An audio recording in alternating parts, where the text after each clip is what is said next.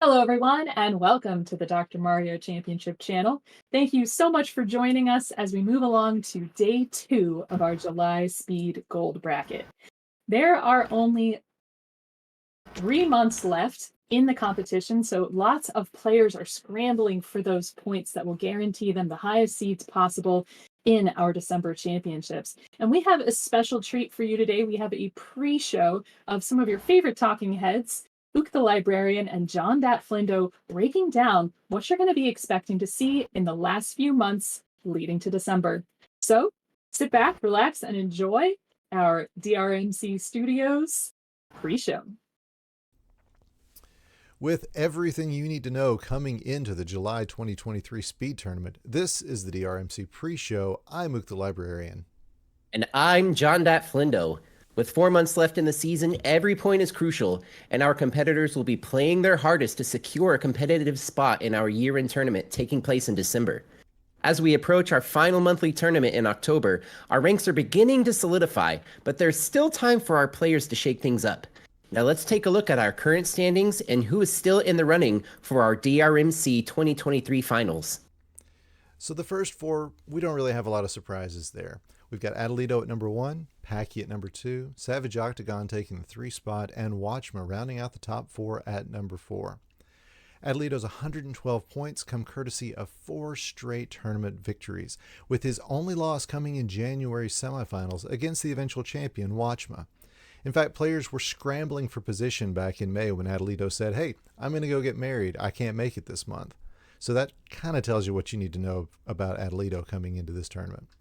Now, Packy, who is the tournament's all-time wins leader at 66, he takes the second spot with 72 points, courtesy of 6 straight semifinal titles. But even though that's a great showing for anybody, Packy, he wants more. He wants to make it to the finals. He wants to get his first title in 2 years. And on the strength of 2 crowns against Atalito back in June, I think there's a good chance we're going to see him in those finals very soon. Savage Octagon has 62 points, and she sits third in our standings. Her finals appearance in January saw her just 1 crown away from taking her first monthly title, and strong performances have launched her above the 7th seed, where she found herself the last 2 years, into this number 3 spot, and she would love to see a move up a little bit higher. In 4th, we've got Watchmuh with 55 points. He is our January champion, and he's the only player who's managed to take down Atalito this year, but he's lost the last 2 times he's faced him, most recently in the last month's finals. Still, 2 finals appearances, that's a strong showing for our regional versus champion from Louisville. Next up, we have our 5 through 8 seeds with Frank at number 5, JonDatFlindo number 6, Swang at number 7, and Ook in the 8th position. Frank, our 5 seed, is one of our best players in the DrMC speed scene with an overall record of 46 wins and only 4 losses since his debut in April of 2021. 2 of those losses have come this year, losing to Atalito in our February finals and to Packy in round 2 of March. However, with a record of 8-2 in only 3 appearances this year, he's definitely a favorite to move up in the rankings if able to compete again before October. Moving on to Swang, he's set to appear in his 3rd tournament in 2023, which will put him in the 7th seed based on his current score and clear rate. In both of his previous tournament appearances, Swang made the finals, losing to Atalito in both, but he's definitely one to keep an eye on as we move forward. Now in the 8th seed stands OoktheLibrarian with 36 points and a record of 3-6 in 2023. Despite a losing record, Ook has made some impressive strides this season with wins against Betty B in February, Savage Octagon in May, and Dawnvenure in June. He will be looking to continue his round 1 winning streak this month and move up in our rankings. And we're not going to leave out my co-host JonDatFlindo, who stands at 6th with 40 points. Coming in strong off 3 consecutive semifinal appearances to close out 2022, Flindo has taken losses to some pretty stiff competition in rounds 1 and 2 so far this year. But with that giant killer reputation that he's got to protect, you can expect solid play when he returns to the tournament next month. Moving on to our 9 through 12 seeds, we've got Floyd at number 9, Betty B at number 10, Ibar at 11, and Riggs at our number 12 spot. Floyd's 32 points may put him in the bottom half of our top 16, but it comes on the strength of only 3 tournaments played. The two-time tournament champion has put 2 semifinal appearances into the books this year, and he's going to be poised to make a big jump if he can find his way back to the finals for the first time since June of last year. We'll have to wait till next month to see if he can pull that off. Betty, last year's silver champion, has moved up several spots this year on the strength of her first main bracket win coming back in March. Betty has also improved her qualifying greatly this year, making the top half of the bracket in 3 of 7 months. Her 32 points tie her with Floyd, but his lower clear rate give him the edge. Ibar is our current number 11, and he leads the list of 3 competitors with 28 points. And while clear rate is our tiebreaker, Ibar also has the edge with 2 wins on the season, plus taking a crown off of Swang back in April. And at number 12 is Riggs, who joined us for the first time back in January. He's certainly a candidate for Newcomer of the Year, and he's managed to make the main bracket in every tournament. And with his first win coming in June, he is starting to make some serious waves. All right, and that brings us to our 13 through 16 seeds. Number 13, DaveSmithSays. 14, Ramsey Fox. 15, Dawnvenure. And number 16, Dars.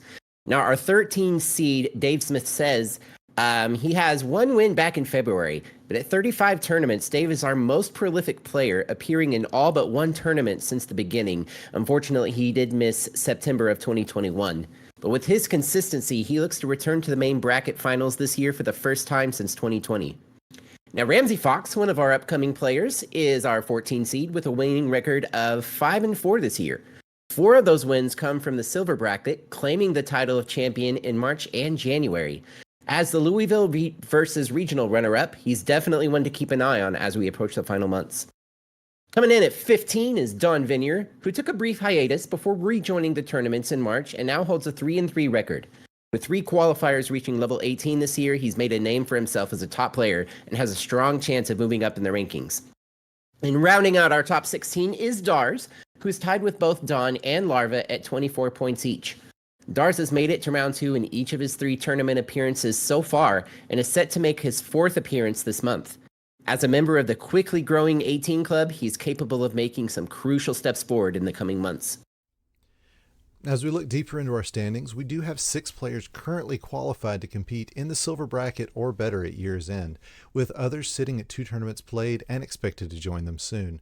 Larva 12 is our first bubble player. Her 24 points come courtesy of appearances in every main bracket this year. Chris Bidwell follows up with 20 points. He's the founder of DrMC, and he can't be counted out, so expect him to make a run for the main bracket at year's end. Luke, another new player, comes in at 19 points. He took a win in one of his 2 silver bracket appearances so far, and he has made the main bracket in the other 4 months, all on the strength of 7 consecutive qualifying PBs. And one of the only 2 players still left undefeated this year is the Dave, who has 8 points and will be looking to take his 3rd silver title next weekend against some really stiff competition. Sergeant Saros is also sitting at 8 points. He has 6 silver appearances this year, taking 1 win and making 2 finals in this his first year of competition.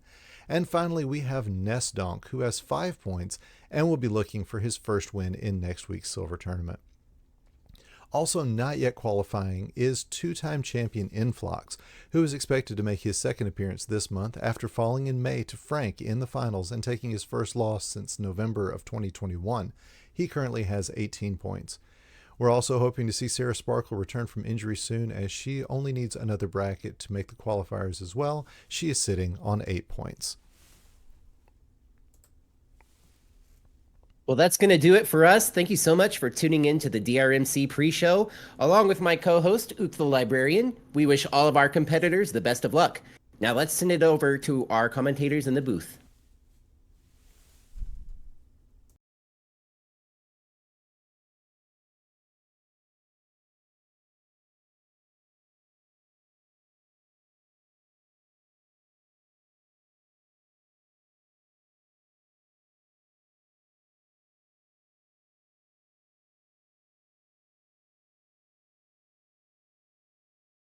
Thank you, Ook, and thank you, John, for that spectacular pre-show. Everybody, give those 2 a follow. Give them some hype in the chat. They put a lot of effort into that, and that was super fun to watch.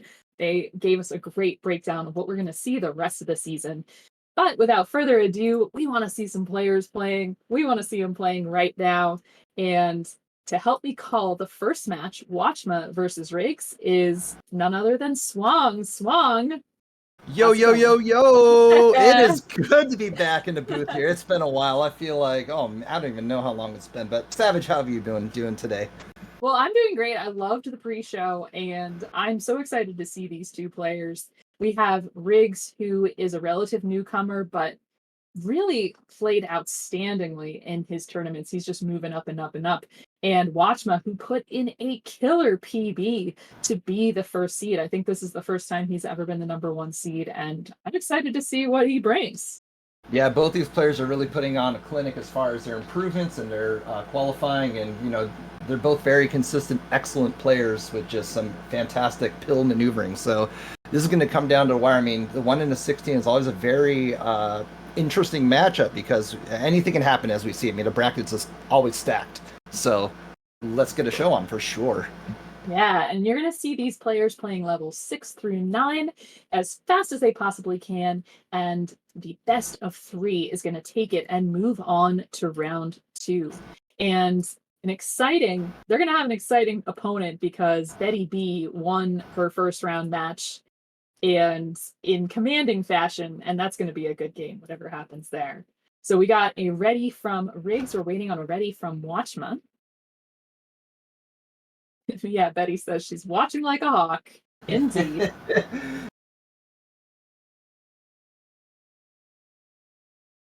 All right. We got Awesome. our 3, 2, 1. And Pills! there you go. Let's go. Wee, And wee, we are wee. off to the races here. Oh, wow. Look at the top of this board for Watchmuh. Yikes. Yellows and blues all day, every day. But he looks like he's going to have to be using some strategic garbage, drop things down, adding some diversity to the board. I like what he's doing to drop the yellows and blues, and now he has access to red. It's looking pretty good and a little bit healthier than from the get-go. Mm-hmm.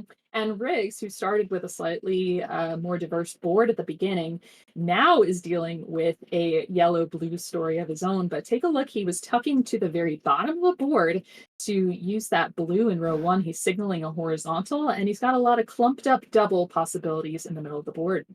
Yeah, and Riggs did something very smart in that 5th and 6th column here. He kind of tucked things around and really minimized the drop time to really shred through his board here. And it has had very minimal drop, but I missed what you were seeing, or what did you see over there, Sam? Watchmuh had a great L on the side of that board, and he's thinking hard about how to prioritize the bottom of this board. He's gonna just need a blue to drop on top of that red, one more red, and he's gonna be out. But Riggs only 5 viruses behind, and good setups for everything. Yeah, Watchmuh out of 110, which is a really fantastic time there. Anything we want to see our players get anything around 130 or less is the gold standard out of 6 through level 6 block. And Riggs just needs 1 more red to get out, but the doctor's not providing. But as we say, 130, perfect. So he's at that gold standard of what time to get out there. Yeah, and he's only 6 viruses behind Watchmuh. Actually, now 9, because Watchmuh had a bunch of pill halves on the board. Every time you see a small virus differential, but a bunch of pill halves on the board, someone's making some plans for those combos. And Watchmuh taken down needs a lot of blue-red to get this board going. And Doctor giving blues and reds here. This board for Watchmuh is looking very vertical, which is kind of sort of straightforward in a sense there, but it looks to me like Watchmuh is dropping everything down. I think he's going to take those reds at the very bottom horizontally to perhaps get those blues horizontally, and I think if he does that, he'll have a really clear path to the board here, and he does in fact do that here. Now clearing up the yellows, and he has full access to his entire board, but Riggs with he cleans it up very nicely. Yeah, that board was looking a little bit messy, but he was making a big plan to take some stuff down in the center of the board. Now, it did take a bit of drop time, but notice a lot of stuff is open for business. He is going to need a lot of blue going on at the end of this board, and some red blues right now would be particularly nice to clean out this board. But as I say that, Watchmuh is out at about a 240. Woo! Fantastic time from Watchmuh there. Again, if we're looking at about 130 in 3 minutes, he's well ahead of a really awesome pace here, so is Watchmuh. But Riggs opening up his blues, just needing 2 blues to get out, and he's going to be out at around the 302 mark. So also a very great time from Riggs. But as we say that, both these boards have gaps in that second, in the middle part of the board, which is kind of interesting. See what they maneuver with it. Yeah, definitely. And, you got the opportunity to tuck things down to the bottom, sort of throw them away. Sometimes we throw them to the left or right, but actually having space at the bottom to build up to possible horizontals, not a bad thing. And Riggs has an opportunity to do that, as does Watchmuh. So let's see. It is about an 8 virus differential right now. Riggs is going to need a lot of red help to clear out the top of this board, but wow, Swung, there are a lot of cool doubles that one could take advantage of on Riggs's board. Yeah, for sure. And he doesn't really have access to really any blues here, so anything that's coming up is going to be strategically placed. He has accessed it and made it a little bit healthier, but I mean, he only has 1 blue in that fifth. Right now, it's exposed to the top there, but in the very bottom blue over there. So he's going to play it very strategically. And as we say that, Watchman just has blues on his board. Yeah. But look at that time there. Watchman nearly out at a sub 430-ish. Very fantastic time, but Riggs making a statement of his own. Right. And Watchman was dealing with a double yellow blitz. We know the RNG of this game is cursed, sometimes Sweet giving you the tea. same tail. Ooh, is that a Love sweet it. tea for Riggs? From Riggs, yeah, he had it set up very beautifully there. Very nice here. I think he's going to take those yellows out. Yep, vertically there, and he's very clear for this here. Riggs Cool, putting a up lot a of- fantastic time. Look at that. He's really closed the gap. Yeah, he really has. That's looking really good. And he's out at a 434. Wow, that's fast. Oh, man. Very exciting. I think we got that pre-show hype going. Very good. Oh, most definitely. Most definitely. Ooh, nice tea there from Watchman, cleaning out a bunch of garbage. And I'm it's about a 12 virus differential. I'm hoping Riggs. It's a double red. I was hoping it. Yeah. Ooh, and Oh my just as God, we say it's that, beautiful. Watchma got a misdrop in columns 2 and 3. Not sure he wanted to do that. That was a great move from Riggs. Man, I was hoping. I was telegraphing it. Riggs. I didn't verbalize it, but boy, oh boy, that double red. Good. Was No commentators curse. No But commentators look curse. how this red on Watchman's board. Oh, Holy I hate it. smokes. I hate it. I hate it. Oh my Do not want. Yeah. Wow. But as we say that, Riggs doesn't really have access to red, so it's a tale of two, both different and similar boards here. But looks like Riggs is going to have to. I like that double yellow, chopping it all down, and I think he's going to perhaps he is signaling he's going to take that yellow in that third portion of that board to horizontally clear out and drop everything down very nicely. Mm-hmm. Yeah, and speaking of a horizontal, Watchma is telegraphing that at the bottom, he's actually going to have a fat log, some garbage, some viruses, and just needs a couple more yellows, and he's going to be out at a sub 6, 551. And Riggs still has 13 viruses left to go, but look at these cool plans that he has if he's able to drop that yellow down horizontally. But he ends prematurely. He wants to get this going, so that was insta quit. Okay, Yeah. we're gonna move on. Wow, Riggs is already ready for the next game. Wow, and you know, there's nothing to scoff at with Riggs' performance. I mean, Yeah. he would have had like a 620 or a 630 out of that, and that would have been a great time. But those sub 6 PB and PB strats it's a tough meta to beat. Really a tough meta. I know that we probably have had some games that are both sub 6 at the same time, the players, but it's just not a thing that happens very often. You cannot compete with those sub 6 strats. So we got readies from both players. And 3, 2, 1, Swung. Pills! Yay! I had to see the chat. I had to wait for the Yeah. RNC to chat us on in here. But hey, let's get going here. Watchmuh right. has a bunch of blues and yellows right in the top part of his board here. So he's going to make quick work establishing some doubles, drops it down, and as we say that, just really chopping away with what he has presented here. And it looks like he just needs, this is good for Watchmuh. Yeah, But- not great for Riggs. Riggs has a big misdrop in columns 2 and 3, that blue-yellow, not what he wanted, and it's going to slow him down as he navigates through that. Now, he does flip the blue-yellow out of the top of the bottle, and the game does not remember that pill half that flops up the top, so he is good to go. And but he's slowed down, so he's 20 viruses to Watchman's 14. And that's a good strategy for newer players, especially for those that are interested in trying to finish up the later stages of the game, say your level 18s, 19s, and 20s. Being able to flip that pill at the very top is a very crucial and, almost a needed strategy to do that. And Riggs avoiding danger showed us the masterfulness of that as well. But as we say that, the gap isn't that big. It's only a 5 virus difference between his two players here. Riggs needing mostly reds and blues, and Watchmuh with combos upon combos set up there, ready to go. Yeah, that was a really nice counting situation of figuring out how that garbage was going to fall and create a horizontal. He just needs some reds and yellows. He'll be out. And he's probably going to tuck that yellow underneath. Yes, he is. Take that drop time. He's out at a 126. Excellent playing, excellent maneuvering from Watchmuh too. Riggs just needing the reds and blues to finish it up with that. But as I say, reds and blues, Watchmuh has a predominantly, now mostly all reds and blues at the top of his board here. It's going to be an interesting thing to see how he maneuvers it around. And now it's pretty much all reds. Holy moly. And Riggs out at about a 144. Moving on. So Riggs has some time because unless Watchmuh gets the reds, he's going to be moving really, really slowly. Yeah, he just needs reds all day. Doc, where is it? Where are these reds, man? Yeah, and meanwhile, Riggs trying to come up with some plans, maybe to take those blues out horizontally. Not sure what he's signaling. I think he's slowing down because he's trying to figure out what the most efficient way to play this up top is. He took that horizontal, which did create a bunch of garbage of colors he's already trying to navigate. So I think that's going to be a little bit inefficient for him, but he's making the moves. Watchmuh with a pretty much clear and ready to go board here. Has everything can be attacked from all the directions, both horizontally and vertically. Riggs maneuvering some pills around here. Just needs a couple of, at this point, mostly some reds and blues to finish up what he's going here. But the RNG coming for Riggs is not really what he's been expecting, so it's kind of hard for him to be creative with those pills. But as we said, at Watchmuh at about 254, 253. Yeah, and he just needed a bunch of reds at the end of that board, and luckily they all showed up for him.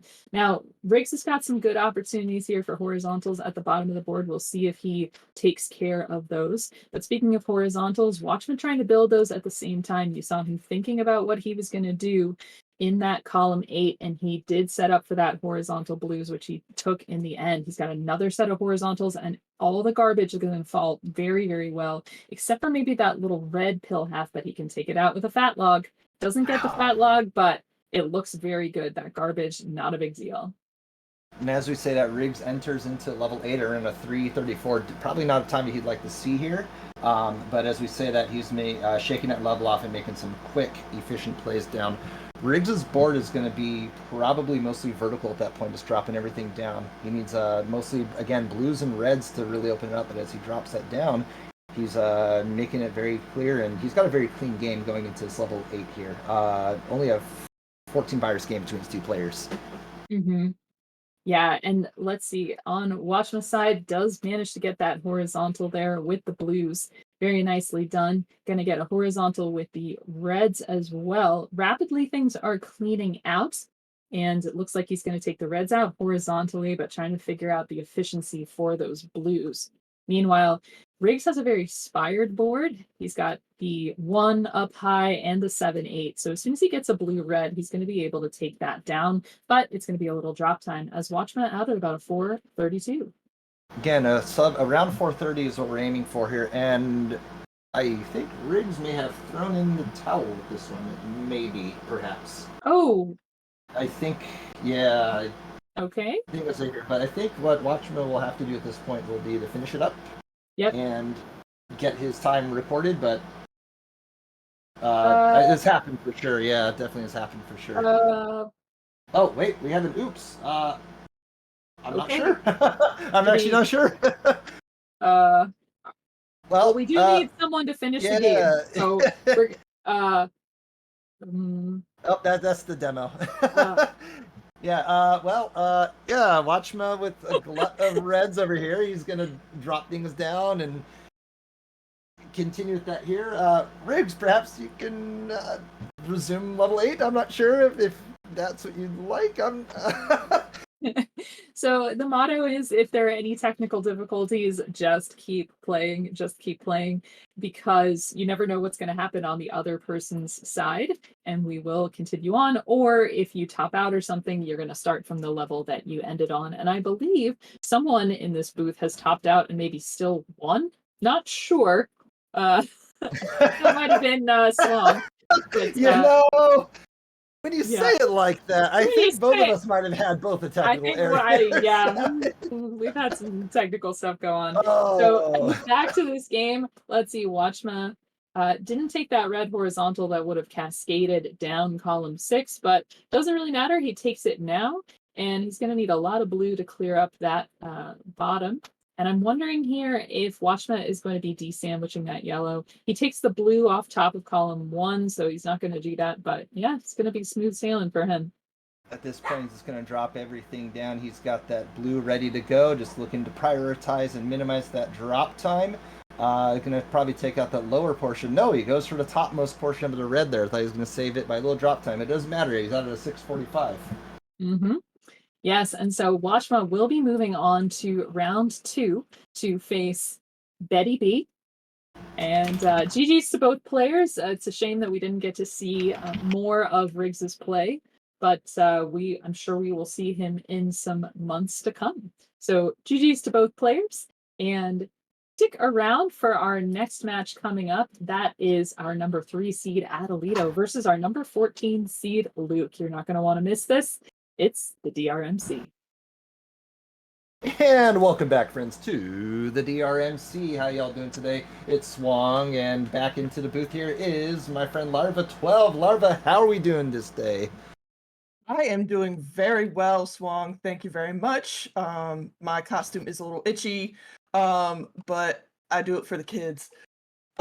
So we have a first time matchup, I believe. Somebody other than me is facing Atalito. Thank you. It's Luke and Atalito. Now, what can you tell me about this matchup, Swang?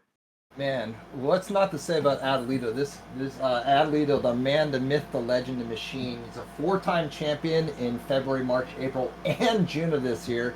A runner-up the previous year as well, and really has just been on a tear since his January 23 semis. It's been absolute crushing it as far as his performance goes. Has world record, just a beast. But let's not forget about Luke. Luke is an up-and-coming player, one of our newer players, and is really just constantly improving himself month after month after month, putting in multiple PBs. I think he has about 7 in a row just purely for qualifying, so he's definitely going to give Atalito a run for his money. Yes, and up until very recently, Luke was also a keyboard player along with Atalito.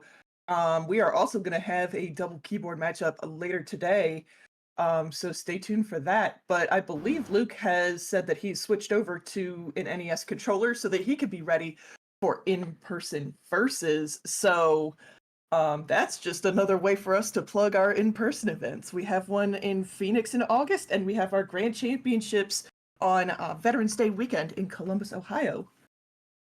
Both exciting events. You definitely don't want to miss that, especially if you are into the whole versus scene as opposed to speedrun. But as we sit it here, both players are ready with this speedrun in 3, 2, 1, and pill. Let's go. I was gonna say, Swang, you are also into the speedrun, or I'm sorry, the versus scene. This is true. Yes, it is true. But some people gravitate purely towards the versus scene there. So we're just trying to accommodate for all players here. But accommodation is what Luke is doing here, as he has a really slanted board to the left here, mostly vertical with how it's sloped. But as we say that, he's doing some really cool, efficient moves to really clear multiple viruses at once there. Has a lead on Atalito, about 2 viruses right now. Yeah, the thing is Atalito is over 10 seconds behind. So that's potentially going to be something that may matter later on with scoring anything like that. We're going to take the time on the timers, not in-person time, because Atalito is playing in the middle of the night in Turkey. Thank you for staying up with us, Atalito. And as we said, Atalito had a huge combo to drop everything down. He had looked to be like a mess, but definitely not a mess when you see an Atalito type of play here. Looks to me like he's going to drop that blue yellow at the top. Oh no, he had a little bit of a contingency plan there to drop it all down. Still kept that flexibility there, but as we say that, Luke was out at around a 125 here, and Atalito just needs reds and yellows to join him into level 7. Exactly. He just needs 1 yellow. He's going to be out at a 127. So I think both these players are neck and neck, Larva. We got ourselves a game.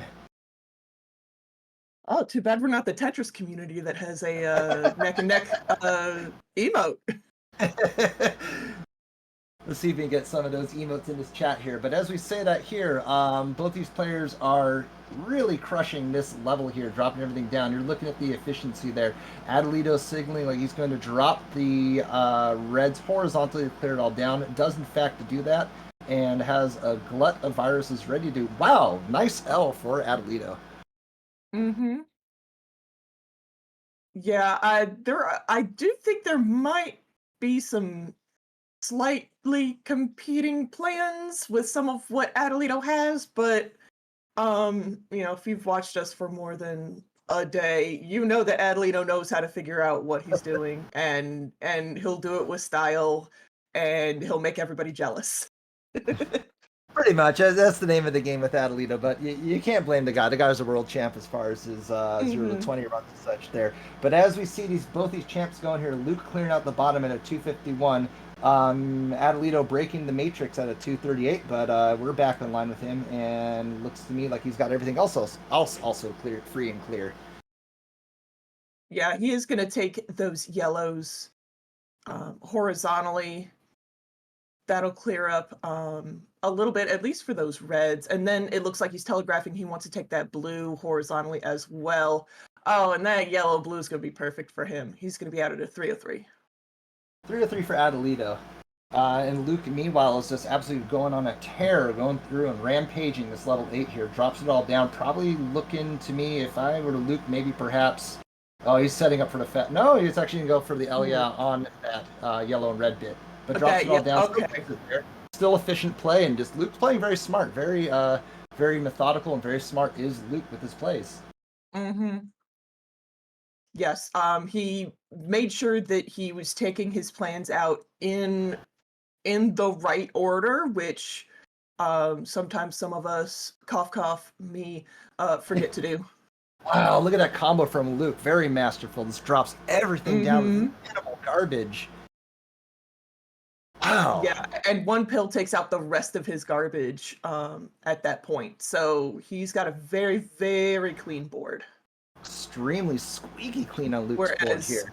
Atalito, he's working on a big old combo, but throwing away a lot of that red-blue that he does not need. Yeah, he did not need any of that. He sets it off. Down, though. Bam, bam. Boom, boom, boom. Yeah, he couldn't really do much with what he was given there, but he is making now. He still has a pretty clear game there. It seems a yellow and blue, and then some blues at the top there, but really couldn't access that. But as we said, Luke out at a 444. Mm-hmm. Oh, and Atalito can take that blue out horizontally. He's out at a 436. So Atalito with the lead going into this level 9 here, but it's still anyone's game. Only a 10-second game between these two players here. But as we say that, Luke dropping everything down. No need for that blue. Looks like he's going to try and keep it up for a contingency plan there. And meanwhile, Atalito has all reds and yellows at the top of his board with no need for blue. Yeah, Atalito really just needs reds. That's what he's looking for right now, is just reds. He does have a nice drop down for that blue, takes those yellows horizontally. If Atalito is one of those players where if he can find a way to use something in a combo or take it horizontally, he will. He just will. Yeah. This is okay, there we go. Atalito chopping that tree down here, but he had a really a tough board to work with. Just like the pills are not coming the way he wants. Although he is going to drop everything down, red and blue. Just needs hopefully a double yellow to drop that down, and if not, then he looks to me like, okay, he's going to be clearing it up and not... Oh, and the double yellow. Go. Man, I'm 2 for 2 with these doubles. Woo-hoo! Are you commentating my match? I can cheer for me on the sidelines. You need it? Yes, I need it. Okay. I always need it. I'll pop into your chat now. I'll try to work my magic for you. But as we sit here, we're seeing some magical times from both of these players here. Atalito and Luke both in the low portion of the 6. Atalito needs a bunch of reds. Luke needing a couple blues and then access to that red. Yeah, Luke is getting rid of some of the extraneous things on his board so that he can really access that red. Atalito's going to be out at a 629, so he is going to take this game 1, but a 652 from Luke. Wow. Luke's 6 to 9 average is 750. That's almost a minute faster than his average. His all-time best is a 635. But with that average, that's a very, very good showing in this first game from Luke. Monster improvement from Luke there with that. That's definitely nothing to sneeze at here. You know, the coveted, you know, you're ultimately are trying to aim for, you know, around a 630-ish or a sub 7, but you know, if his average is a 750 and he had it, you know, faster than a minute, that is fantastic per Luke's showing. There's a great work for both these players.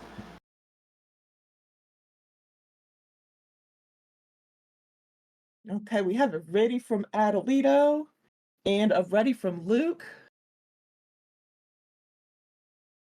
Readies from both players. Larva, as soon as the DrMC counts us down, let's do this. 3, 2, 1, pills! And we're off to the races between our 3 seed Atalito and our 14 seed Luke here. And Luke is going to be first out of the gate again. Luke maneuvering some pills around here. He had a glut of blues in the top line here, but is signaling to clear out most of it through vertical means here. I like what he does with that. Drop into a sweet tea. Drop tea. I love it. Love it. Yeah, excellent work from Luke. Great vision.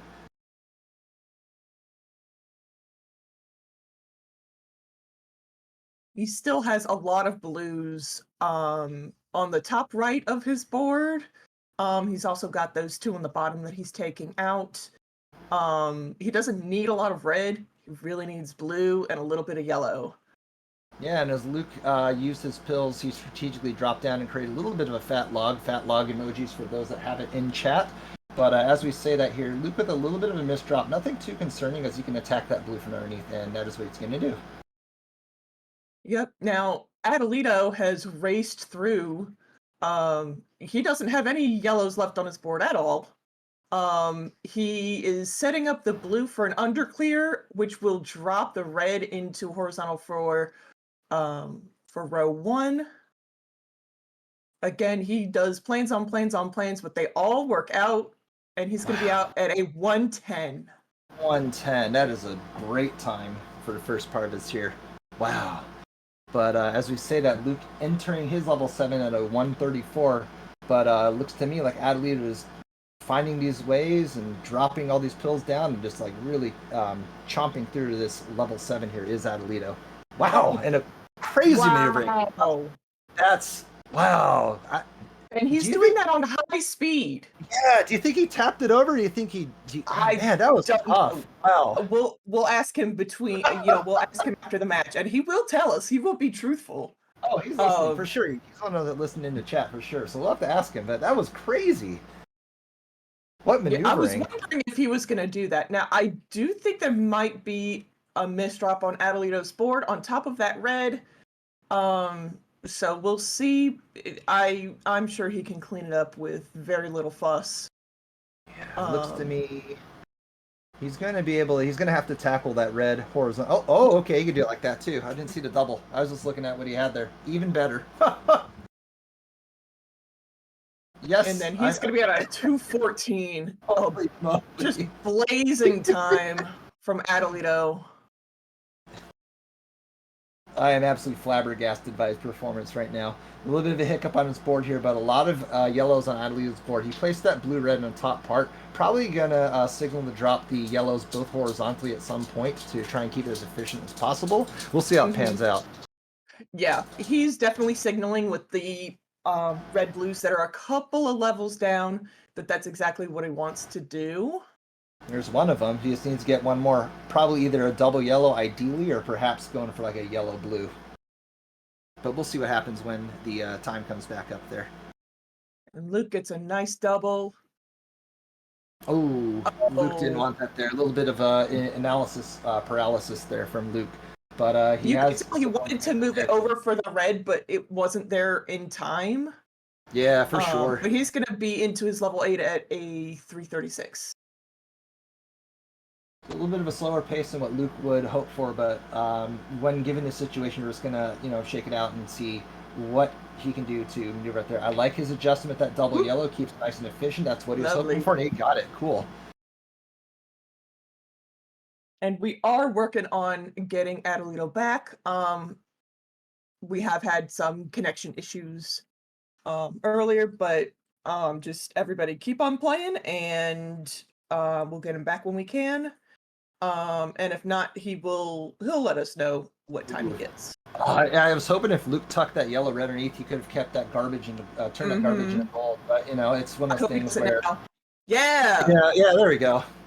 He still is able to turn it into something there. But when given that sort of high pressure moment, it's kind of hard to figure out how one can really tackle it there. So I totally get it, but it's still doing really great work. Again, Luke maintaining a superbly squeaky clean board.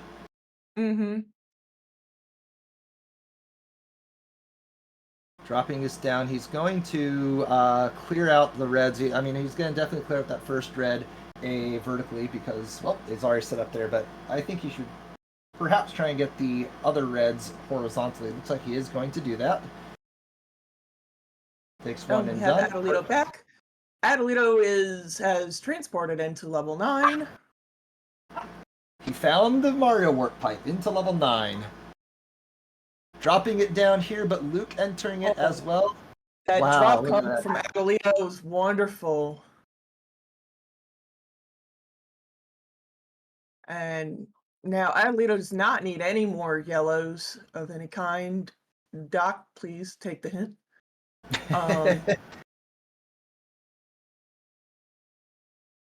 In this position, I'm sure, well, we're getting a little bit of a hiccup on Atalito's side, but I see the double blue in his box. I think, the wisest choice for Atalito would be to drop that blue at the very top, to try and create a sweet tea with the reds, and he is doing that, in fact. Just gets that blue there to kind of minimize the amount of reds he actually needs for all of his clears. He does that, as we did see, and that yielded him a 544, which is a smoking hot time. That is great. So he is going to take this this game number 2. He's going to take the match and head into round 2 later today. The genius from both players here. Look at Luke cleaning this up. Again, it seems like Luke's MO for this game is keep it squeaky clean, maintain a nice, diverse top line, and he's still within a really great time here. Look, it's still well ahead of his averages here, so excellent playing from Luke as well.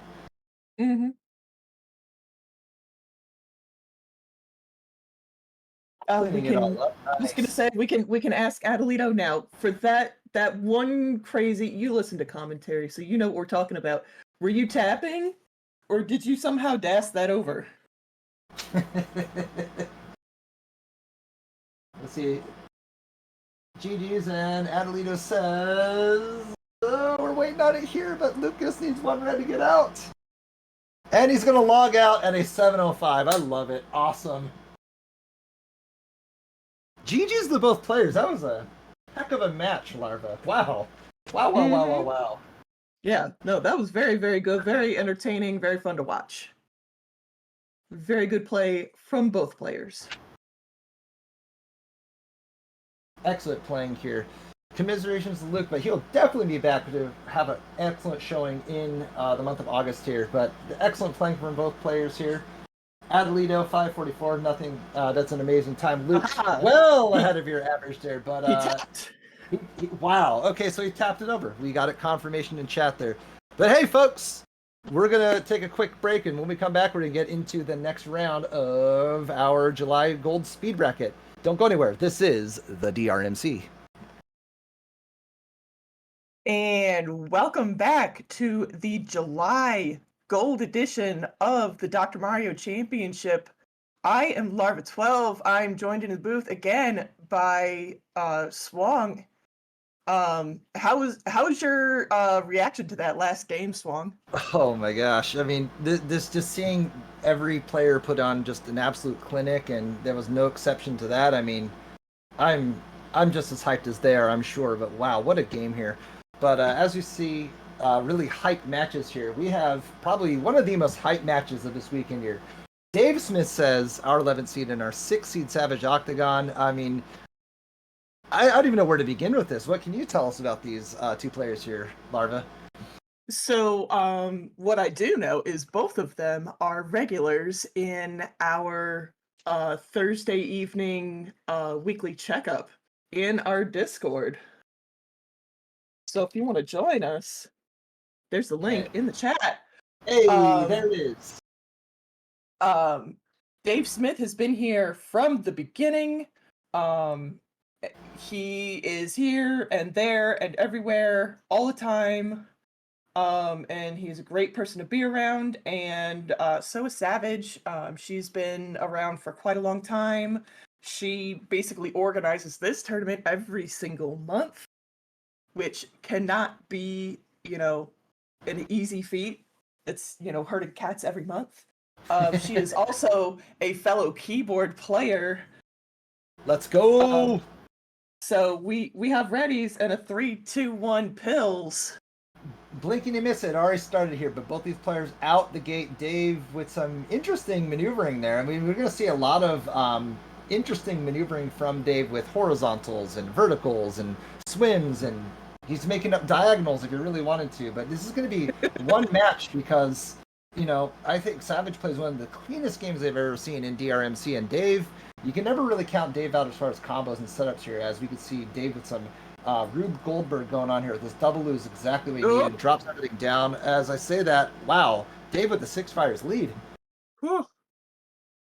And that's, for anybody, again, that is new, that's what we expect out of Dave Smith. That's what he does all the time, every day. Oh, for sure. I like this drop combo, cascading everything down. Dave putting on an absolute clinic and raging through his level 6 here. Just needs 2 more yellows to get out. Savage, meanwhile, just needing a bunch of yellows and blues, but Dave out at a 104. 104! Wow. Holy moly. Okay. I see you, Dave.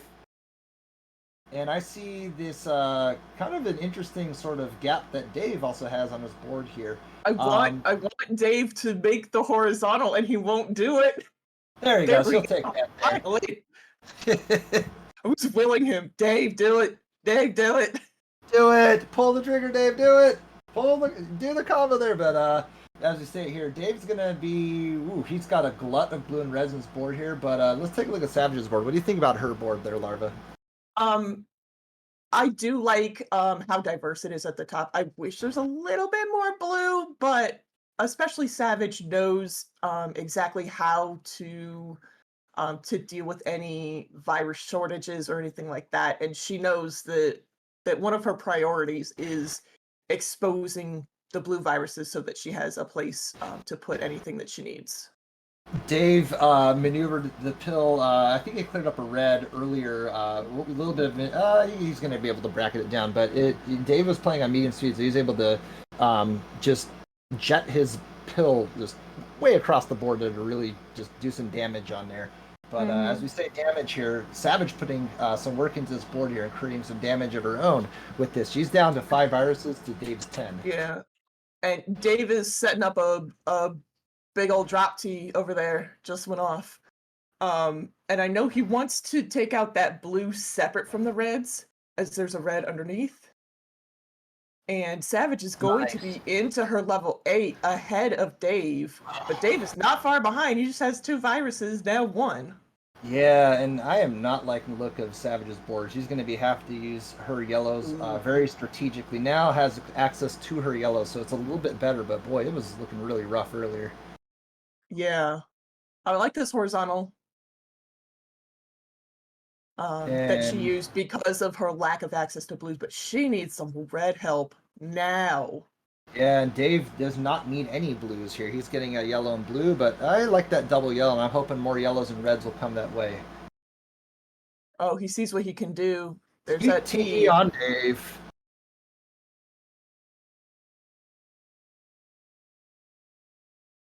I like that drop over there.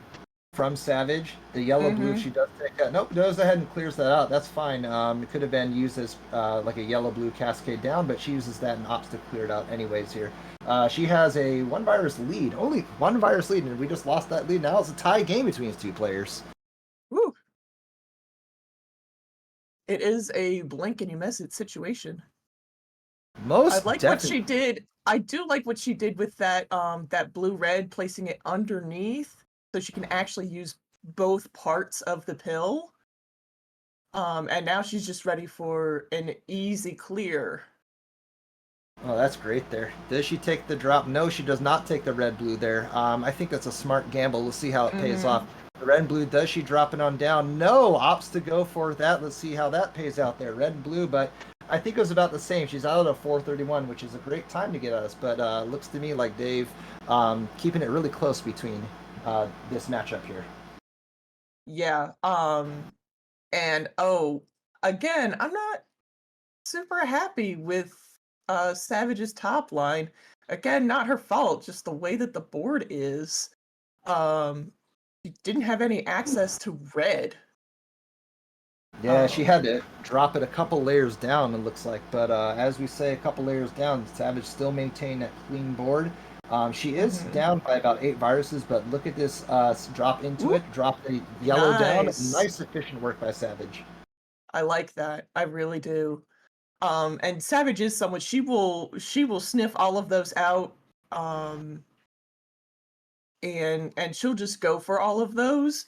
Maybe not quite in like a Dave Smith style, but both of them really do kind of look out for those opportunities where they can make moves like that.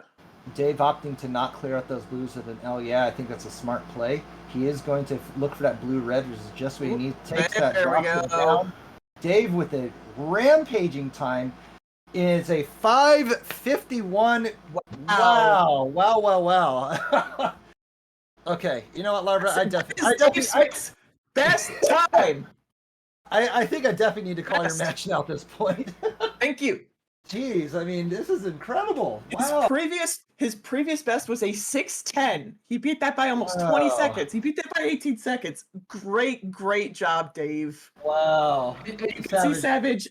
I know she's gonna put in the chat. Well, she puts in DDs for Davey Daves. It's one of our versions of GG's. And she knows the quote PB strats. There's nothing you could do against them. Savage is one of those players that even when she takes a loss, she still has to root for her opponent. I really love that. This says a lot about the community. It's very evident with so I had we had the opportunity to see some of the matches that were streamed at Torg of last year with the Versus World Championship, and it's really cool because she was playing against Betty. Betty won a match. Savage just couldn't help but cheer, and then when Savage won, Betty couldn't help but cheer. That says a lot about both these players here, and I'm sure Dave is also behind the camera. The man, the myth, the enigma will also go ahead and go with his celebrations as well. But looks like we're waiting for Ray's. We do have a third Dave in our chat. Junkyard Dave, welcome. We love more Daves. Hey, there we go. The more Daves, the better. More Dave bowls for us. Most definitely. Nothing? Okay. I know. That wasn't that great. But hey, let's get a great 3, 2, 1, and pills. Oh.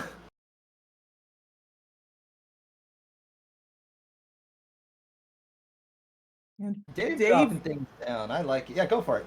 Yeah, but he does not have a lot of yellows on his board at all, and he only has 2 left now, so it's even more imperative that that he plays some of these right, and hopefully the doc will not give him a glut of double yellows like it just did. Ooh, okay, he turned that garbage into gold. I was a little worried because that yellow-red was not really what he wanted it for, but he went up and turned that into something useful here. But Yeah, and as we I say do that, think that he miscounted on his column 2. He put a red yellow horizontally when the yellow would have only made 3 instead of 4. But there he goes turned that. it into a wonderful combo. That's what I was hoping for. I was like, you could attack it horizontally, and he ended up doing that here. But this is now a tied game between these 2 players here. Dave just needing mostly blues at this point, and Savage with quite the opposite, just needing her reds. She needs reds. Yeah, we have oops all blue and oops all red. Savage is getting some of what she wants, and Dave is getting none of what he wants. It's a common thing, really, with this game. It's oh my god. Look at these boards. This is cruel for them. A Savage out of 133. Oh, and Dave takes some drop time on that. It was kind of necessary, unfortunately. But I know that he didn't like it. He's out at a 150. No, he was not loving that board. McDonald's all the way, right? Yellows and reds. But as we say that, Dave is going to horizontally drop that down, still keeping it there. Nice diverse top line on Dave's side, and Savage looking like if she gets that red-blue to drop it down, she's going to get a sweet tea! Sweet tea! And you could tell she's very, very excited about that. You could tell by her emotions, the way that she was nodding her head. That's exactly what she wanted. Definitely something. That was definitely what she was aiming for, and it was awesome just seeing that come to fruition there. But Savage dropping it down, the blues and the reds here. Again, neck and neck. These players are literally playing 1 or 2 virus game at this point here. Mm-hmm.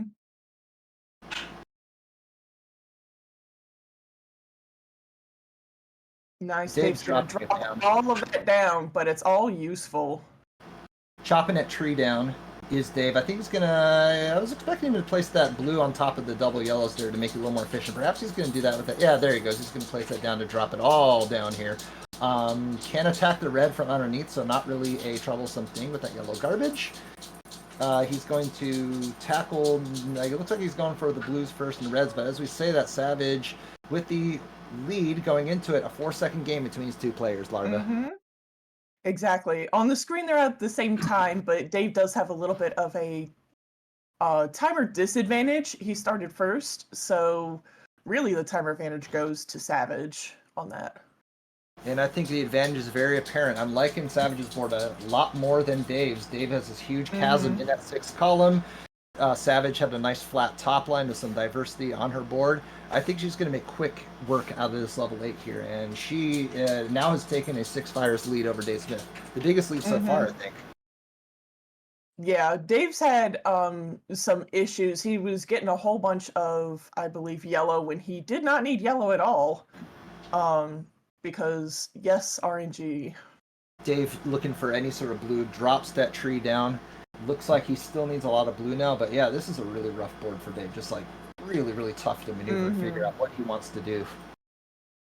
Yeah, a lot of other players, you or I, anybody else, in a normal game would have just pushed reset. Reset. And he is going to get a nice sweet tea into a drop. Very, very good from Dave there. Savage hoping for a blue-red to drop everything down, or perhaps a double blue. It's going to take that blue-red, drilling it down, and just needs a couple blues out. She's played this level very efficiently. And Dave, just the RNG was not, I don't think he wanted to place that blue down there. Yeah, Savage just needs her 2 blues. She's going to take the one on the right first because it means no drop time. And she's shaking her head. She doesn't like the RNG right now. She just wants that blue. She's going to be out at a 502. 502 for Savage. Dave, with that little bit of a misdrop into that bottom right corner, is going to take a lot of time to really clear up that problem here. Has now cleared up, but has I like that double red. That's exactly what he needs there. Probably going to tackle that red. Now he's going to take it last to reduce that drop time out of 526. So both these players are a little bit slower than what we're expected to see. Look at that Yeah. drop Oh, from oh, Savage. exactly. Wow, that was I excellent. could see she was setting up something, but I couldn't figure out exactly what it was, and I'm very glad that I saw all of it come to fruition. That was very, very good from Savage. Excellent vision from Savage. I was like, I was gonna. Oh, there we go. It's like music for our eyes. But as we see this, both these players are really recovering from that really chaotic level 8 there. Dave dropping everything down at the horizontal, clears everything out here. He's gonna have to. At this point, he's gonna have to tackle things, I think, in a vertical fashion to hope to get into it. And Savage just says everything setups upon setups, ready to go, ready to fire off here. Her endgame's looking really nice. Yeah, she is going to take that blue by itself in row 2. She's going to take that horizontally. She has already, basically told us this is what I'm going to do. She just has to make sure that she takes other things in the proper order. Good. She's going to drop all of that down, and now she just needs a couple of yellows. I didn't even see that was going to drop into a horizontal for the red. She's going to be out at a 642. Excellent prioritization. Savage is one of the cleanest end games and really strong end game, and we saw it with her performance in this game too here. But excellent work from both these players here. I think Dave is going to Dave's like going he's to top out. I think he's going to finish this up. Excellent games. But you know what this means, Swang? What does it mean, Larva? It means we have a decider. Yes, a decider. Oh man, I can't. Oh yes, we needed this. All right. I know both these players don't love it, but the fans, we love it. Oh man, woo!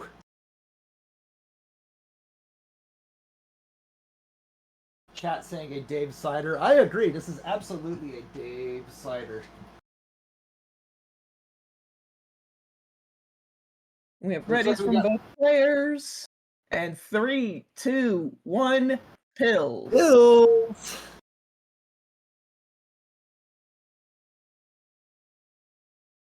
I'm liking Dave's board a little bit better. I think it's evenly dispersed, whereas Savage has kind of a gap in her rightmost side of the board and a really dense bottom portion of her board there. So it's going to be interesting to see what she does to maneuver around. But it looks to me like Dave also has some interesting problems with his board where he's going to be maneuvering his pills around in a similar fashion.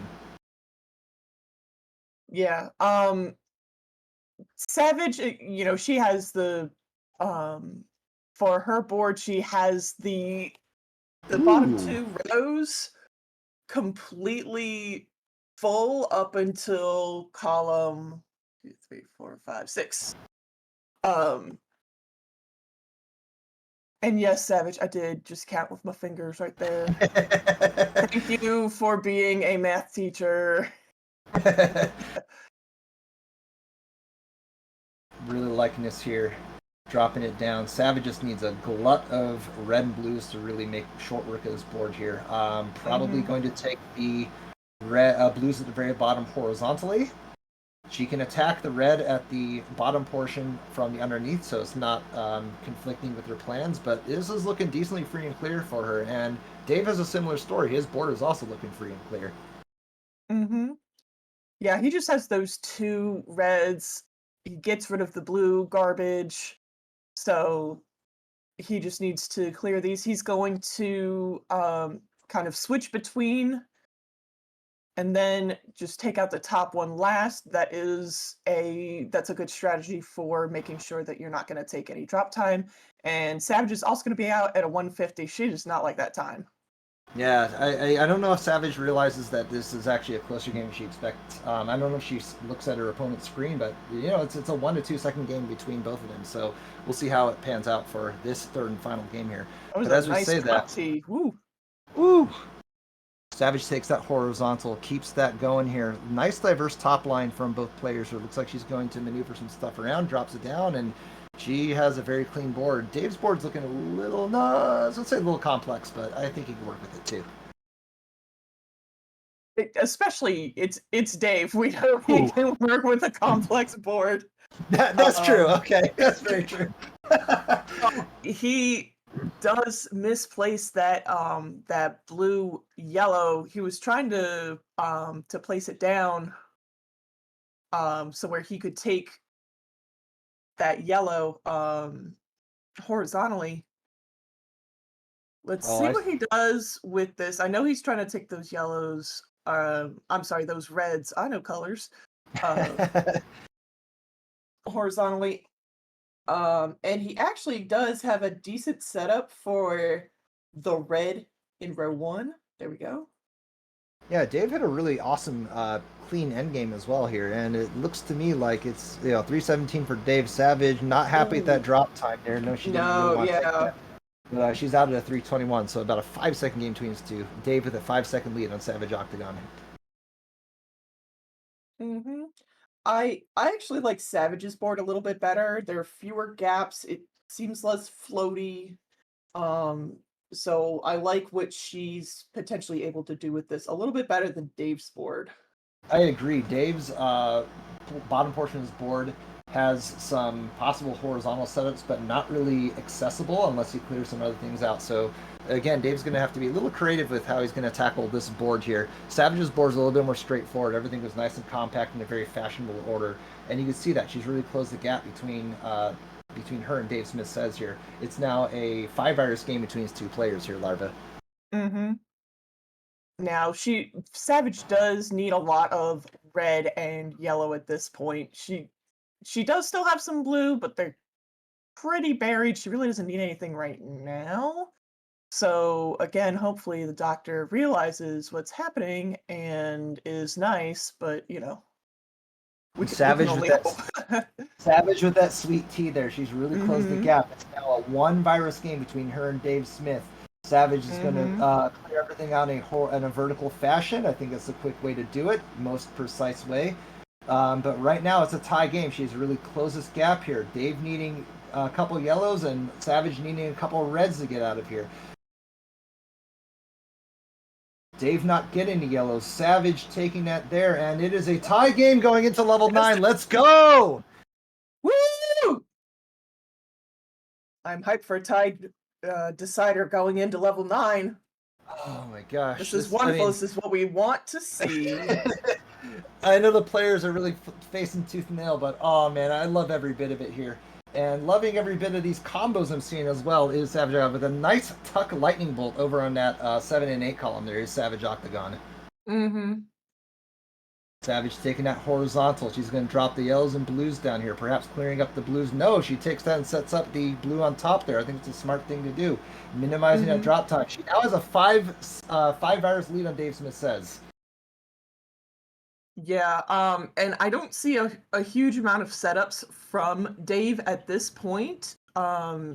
So I don't really see that lead changing drastically in the next minute or so, but we'll see. Sometimes Dave will just come up with something brilliant out of absolutely nowhere.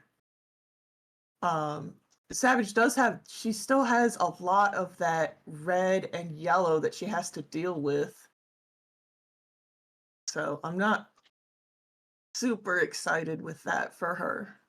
Yeah, Dave had a combo which he has been holding on for a while here. Since dropped it down and really destroyed those those blue and yellow viruses in the middle portion of his board here. But I don't think it's going to be enough as Savage is down to our final 2 viruses. Need 1 red and 1 blue to get out. And Savage out with a 637. Woo! Wow. That was a great level 9 from Savage. What a nail biter. Yeah, you can see it from Savage too. She's thinking the exact same thing. Holy cannoli. Wow. Savage saying she cannot breathe. I can't breathe. I don't think the commentators can breathe right now. Wow. But what an excellent game from both these players here. Fantastic clutch level 9 from Savage Octagon. She's going to take this match over DaveSmithSays. Wow. Whew, I need to catch my breath for a bit there. I have Savage in the chat saying that's one of the best matches I think I've played. Can't say why. Oh man, most definitely. What skillful playing from both players. But all excellent matches must come to an end as we conclude this 6 seed and 11 seed between the 2 players here. Folks, we're going to take a quick little break here. We're going to get into the next part of our round 1 matchups. Larva, it's a pleasure doing a commentary with you, but as I said before, folks, don't go anywhere because this is the DrMC. We'll see you all in a few. Hello again, everybody, and welcome back to the July 2023 edition of the Dr. Mario Speed Championships, the gold bracket. And we are about to give you another great match here. We have, as the 7th seed, we have Inphlox. This is his second bracket of the year. And in his first one, 2 months ago in May, he made it all the way to the finals, where he eventually lost to Frank 2-3. And in the other corner, we have Ibar, who was a runner-up in the Versus Championships in 2021, I want to say. Yeah, 2021. And joining me in the commentary booth for this match is OoktheLibrarian. Ook, how are you doing? Doing great, Packy. How about yourself? I'm sorry, say it again. I said, doing great. How about yourself? I am doing quite well. So this match looks to be a rather interesting one. Inphlox, due to other obligations, usually can't make the time to participate in a bracket, but when he does, he is pretty much as good as it gets. So what do you think his chances are with Ibar right now? I mean, Inphlox definitely is the favorite going into this matchup, but Ibar's known to surprise just about anybody. You can take it from the person he's beaten the most up on this year. I can tell you, Ibar can really take some good games, and I believe these two played each other in Columbus at one point. You'd have to remind me of that because I was not there for it. But right now we've already got a 3-2-1 pills, and these players are ready to go. They're busting out the gates, and immediately it looks to be a pretty even match right now. Oh, that's an unfortunate misdrop from Ibar, but it can be solved easily enough if he looks like he's going to go up top with his solve, which kind of limits what he can use up there. Right now it looks like he's perhaps waiting for a double yellow, which he's finally going to get here. And now he's out of the danger zone. Yeah, that was a bit of a scary bit for Ibar. On Inphlox's side, he's been waiting forever for that double blue to set up. He set up very early for those blues horizontally on his left-hand side. It ran him a little bit slower, but it hasn't turned into a big issue as both players hit the 1 minute mark. And Inphlox now looking at nothing but reds. Both players just about done with this level already. Inphlox just waiting for a bunch of red to show up, and there it is. He's going to be out at 112. There's only one blue virus left on Ibar's board, and now he's just going to wait for the blue fragments to show up. One more. Come on, Doc. There we go. He's been particularly mean today, and nice to see him finally give Ibar what he needs to get out of this level. Looking at Inphlox's board, not a lot of access to yellow at the top, and Ibar is very quickly running out and now has run out of quick access to blue on his board. So I guess we can guess what colors the doctor has in mind for both of them. Now, looking at Ibar's board, he has nothing in columns 7 and 8, and that's just what the RNG handed to him as far as his board is concerned. And you can see his disapproval of the situation at hand, which is unfortunately something that happens every once in a while. He has a limited play field to work with.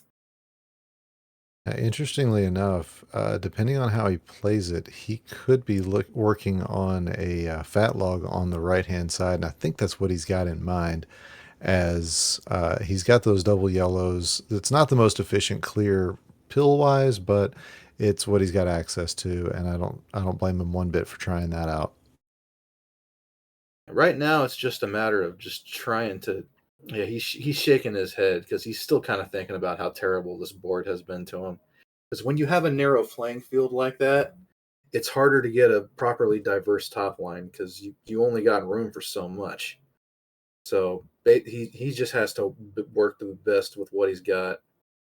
He's doing all right so far. Yeah, but that has really given Inphlox a good solid lead. He was out at about, I believe it was a 244. And yeah, Inphlox is just, or Ibar's really got some work ahead of him still. He does get everything that he needs. Now he just needs that one red. He's going to be out at a 317. So definitely behind, but still a lot of Dr. Mario left to play in this block. That's hardly an indictment against Ibar's Oh, definitely. ability, because he definitely did the best he could with what he had, and honestly, that was not bad at all. Absolutely. But like I said, this is really giving Inphlox a chance to dive pretty deeply into this level 8. And he's down to just less than a dozen viruses, but a great play from Ibar sets up a combo that, honestly, this board doesn't look half bad if he can get what he needs. That quad yellows right in the middle is staring him right in the face. And we'll see if he can pull that off, or if he just, needs to do it in a different way. Yeah, looking at Ibar's setup here right now, it's plans on top of plans, and triggering something too soon might put everything out of whack. That honestly didn't cost him that much though, because he kind of needed that to kind of simplify his plans once again. So that definitely helped him straighten everything out. So he's not stacking different plans together and just everything's getting jumbled up. Yeah. And Ibar wishing for a double, or even more double red than what he already got. I think if he could have gotten a triple red there, he'd have been very happy with it. Oh, that would be amazing. As Inphlox was out at sub, I forget even what time it was. It was like a good time. He was out at a good time, and Yes. he's continuing on here into this level 9. Has the situation pretty well in hand, but Ibar has joined him in level 9, and it all it takes is a couple of really crazy misdrops, and suddenly we've got ourselves a game again. So we have seen crazy happen here, and I'm not sure that drop is what I don't think he Inphlox wanted to do that. It's going to take him a while to dig through that now. Maybe it'll give Ibar a chance to get back in this game. He's within 6 viruses now. Yeah, absolutely. And good setups from Inphlox, but again, not Nice not horizontal ideal. drop combo from Ibar there. And yeah, Ibar keeping things nice and clean, and that's literally what he needed to do. He needs to have the 9 of his life, and he might just be doing nice that. setup right there from Ibar. Yes. Very good. And looking over at Inphlox's side, again, he's got everything he needs, but nothing nice is set set up. up from Ibar too. He might have this in hand now. Nice timely double red for Inphlox there. Now he's got horizontals. Oh, and that double blue is what he needs. Suddenly this is going to be so close. Just who's going to get the colors they need?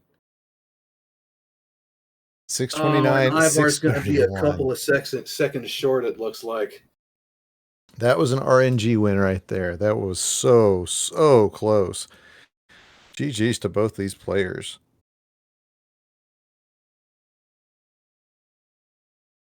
And oh man, Ivar was really struggling early on there and managed to pull it back in that level 9. Still came up a couple of seconds short, but man, that's again, that's what happens when you get one of these one of our top players just finding another gear. Yeah, good on Ibar for coming back and making that as close as he did, though.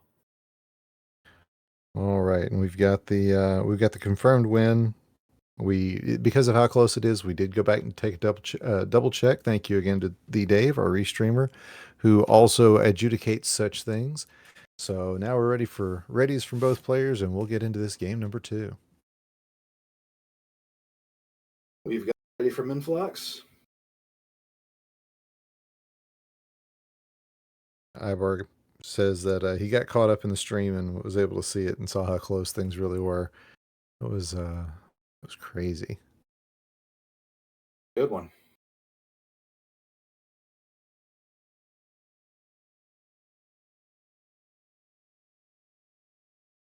You gotta wonder if he's going dad % back there with turning the TV on. I do see the playpen behind him. So yeah, our man Ibar does have fresh new twins. So there's a chance he's still in dad percent mode right now. But we Both do have playing those. on high and with off music. We got our 3, 2, 1, and we got Pills, and we got Inphlox out the gate first with Ibar close behind. For both, it looks like a lot of yellow and blue to start on their top lines. Yeah, Inphlox is going to run out of that blue very quickly here, as he's barely got access to very much at the top. He does have some more down towards the bottom of his board, but on him. Ibar's side, there is almost no yellow left, so he's going to have to be a little careful how he uses that. Ibar's done an excellent job with this level to start, though. He is really screaming out the gates.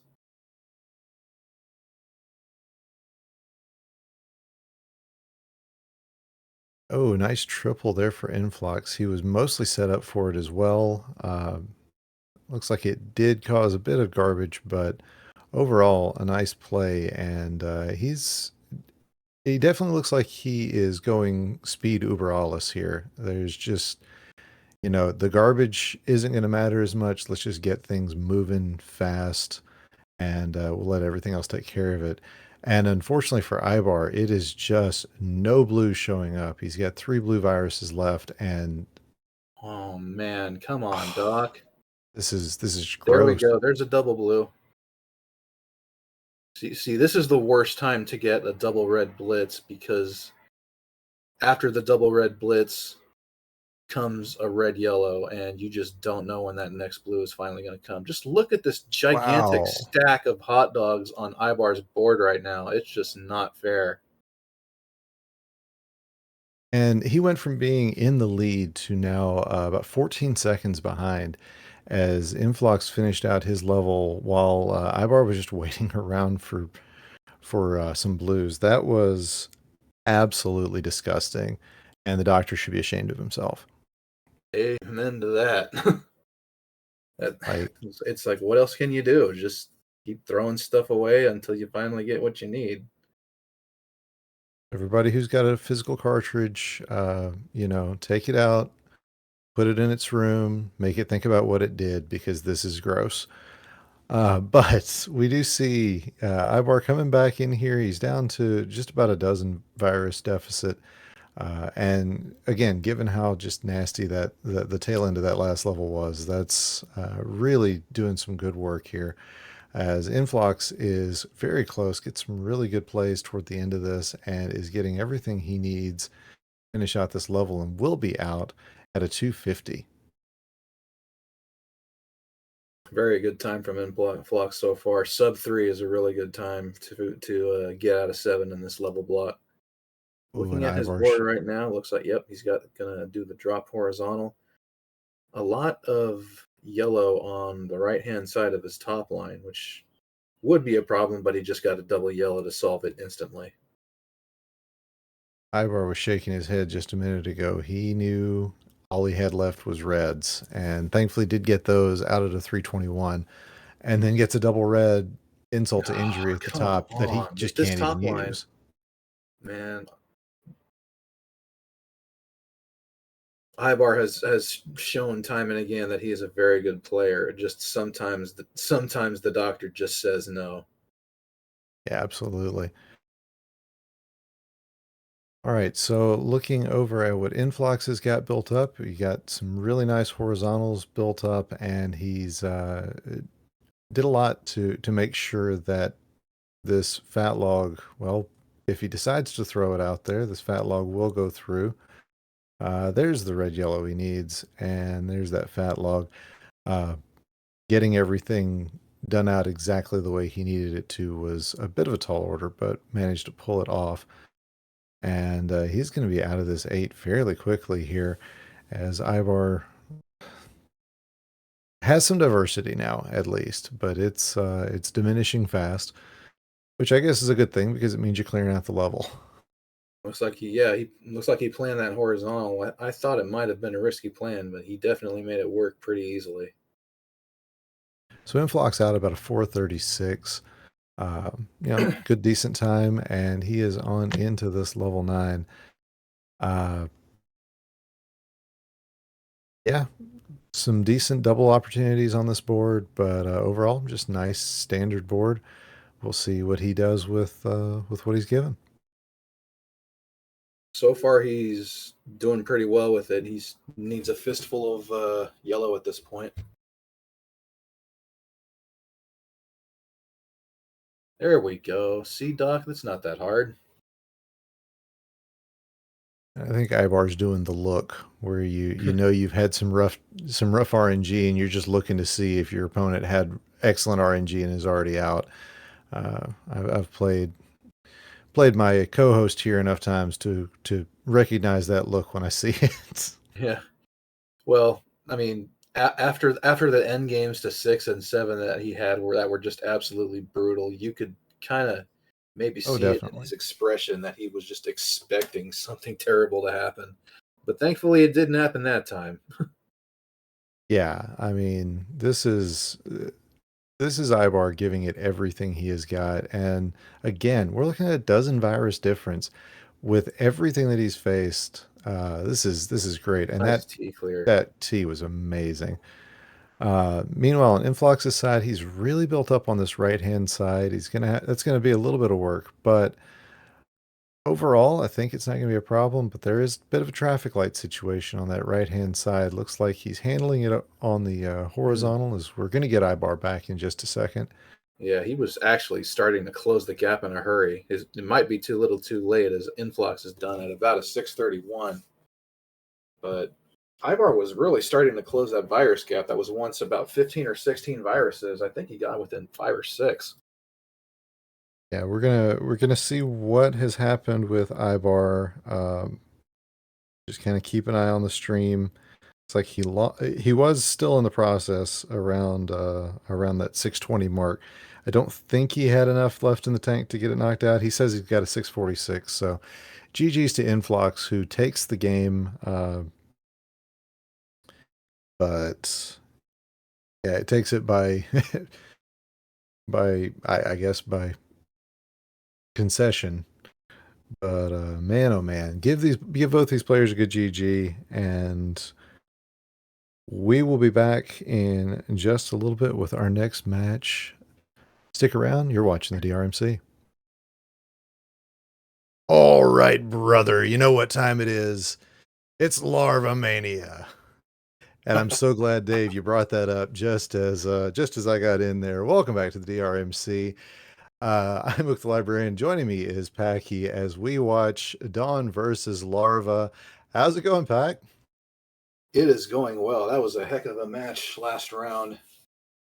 Ibar really doing a great job of working against some bad RNG and making it close with Inphlox. But we got a pretty interesting one here, which is the battle of two keyboard players, I believe. Yeah, Larva was mentioning that earlier, so that's going to be interesting. Although there is a difference in the speed they play, as Dawn is a high player and Larva is a medium. Larva has been in every gold bracket so far this year as well. Yeah, Go ahead.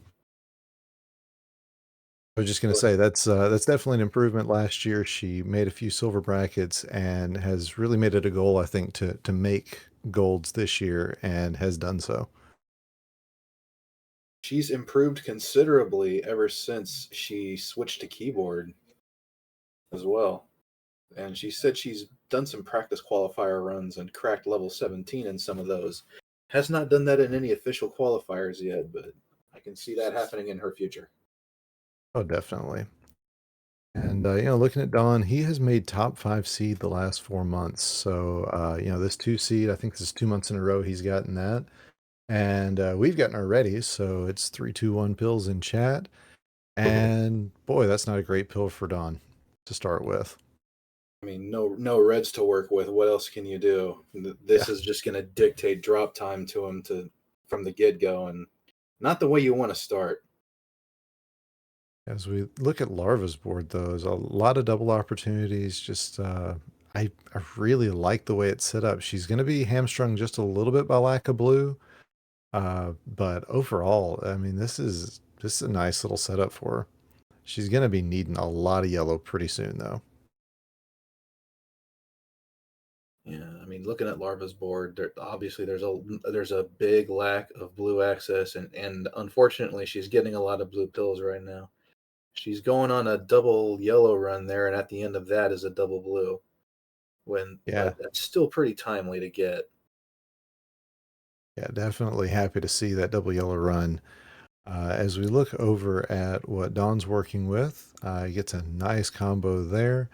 And yeah, he's got a little bit of garbage to work his way out of, but nothing that's going to be a problem. In fact, it's already gone. And didn't get that pill in over the way he wanted it. Is still going to be able to use it. He can do a drop clear and go ahead and drop that yellow down.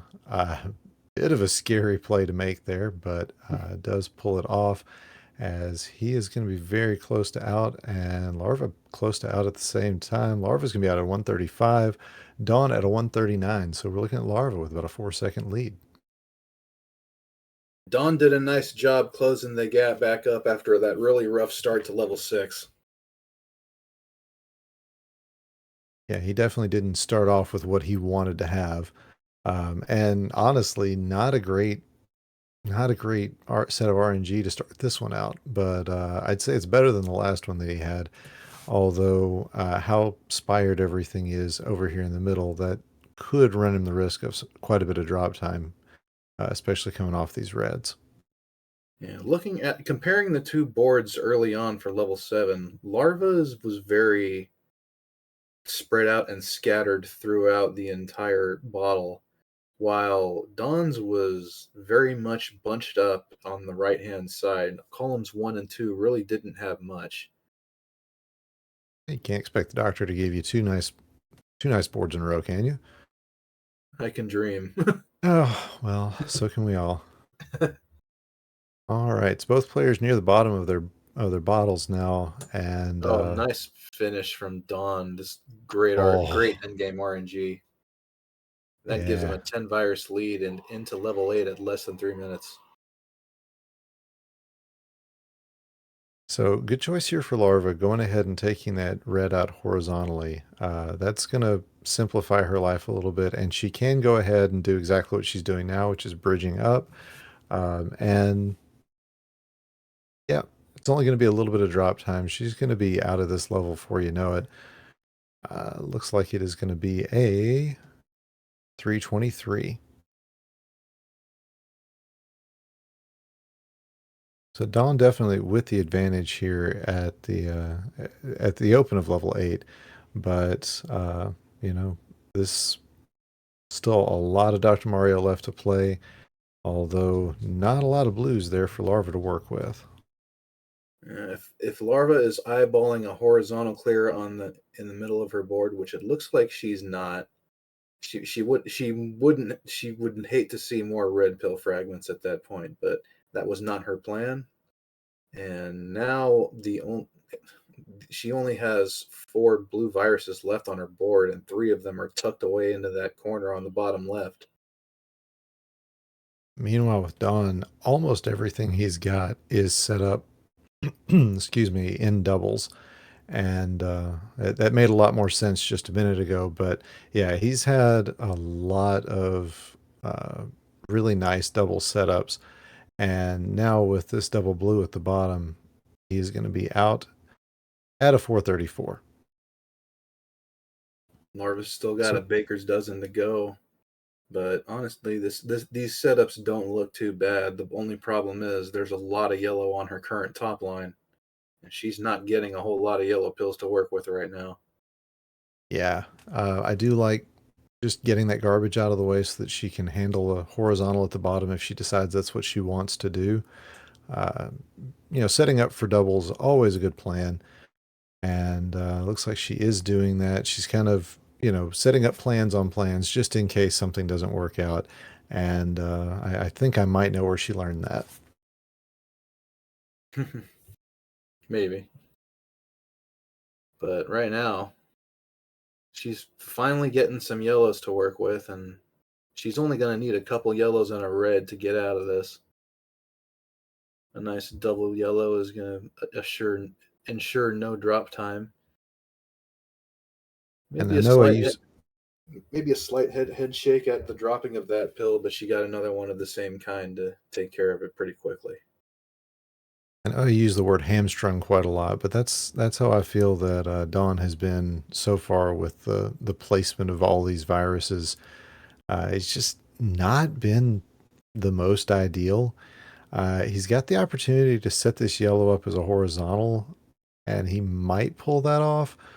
Although those blues could have been handled horizontally as well. It's just, there wasn't any one great plan, and I think... Oh, no, it looks like he's hoping for a double yellow. But yeah, manages to pull everything right out of there. Nice adjustment right there at the last second. 628 for Dawn. So GG's to Dawn, who takes game number 1, and Larva with some really nice setups. Has kept this game pretty close, but game 1 is going to go to Dawn, our number 2 seed. And in pretty good fashion, I'd say.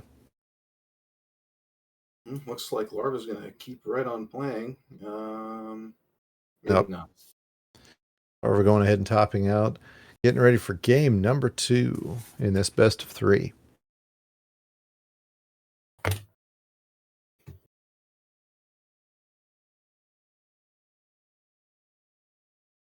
Dawn topping out and getting ready.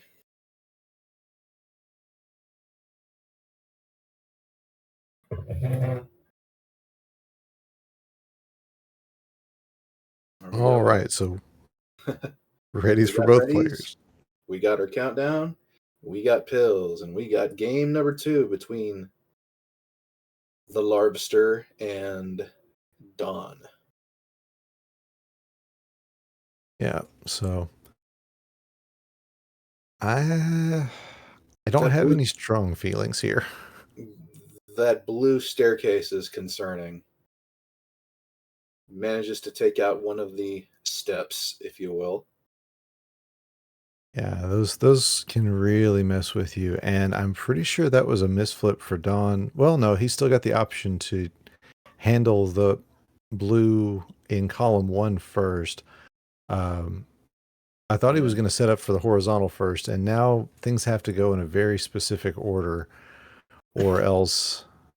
Okay, yeah, his plans kind of changed on him. I think he's made the right adjustments, but that has given Larva just a little bit of extra time to get things worked out on this right-hand side, but that whole traffic light she's got going on column 8 might be a slowdown for her as well. Looks like she's built one horizontal at a time on her right-hand side, and this is a nice endgame sequence for Larva. Excellent. Absolutely, a 122, and that is going to put her in the lead. Especially with that misdrop there from Dawn. Well, he can. Okay, he can. I'm not sure. Okay, maybe I think he's trying to horizontal the red. Okay, yeah, that's what he's doing. A little bit convoluted because he had an open horizontal available to him, and he decided to go with a different setup. Look at this flat top line for Larva. It was actually completely flat just a second ago. And man, she is thirsty for this horizontal to come through. Decides to go ahead and take it.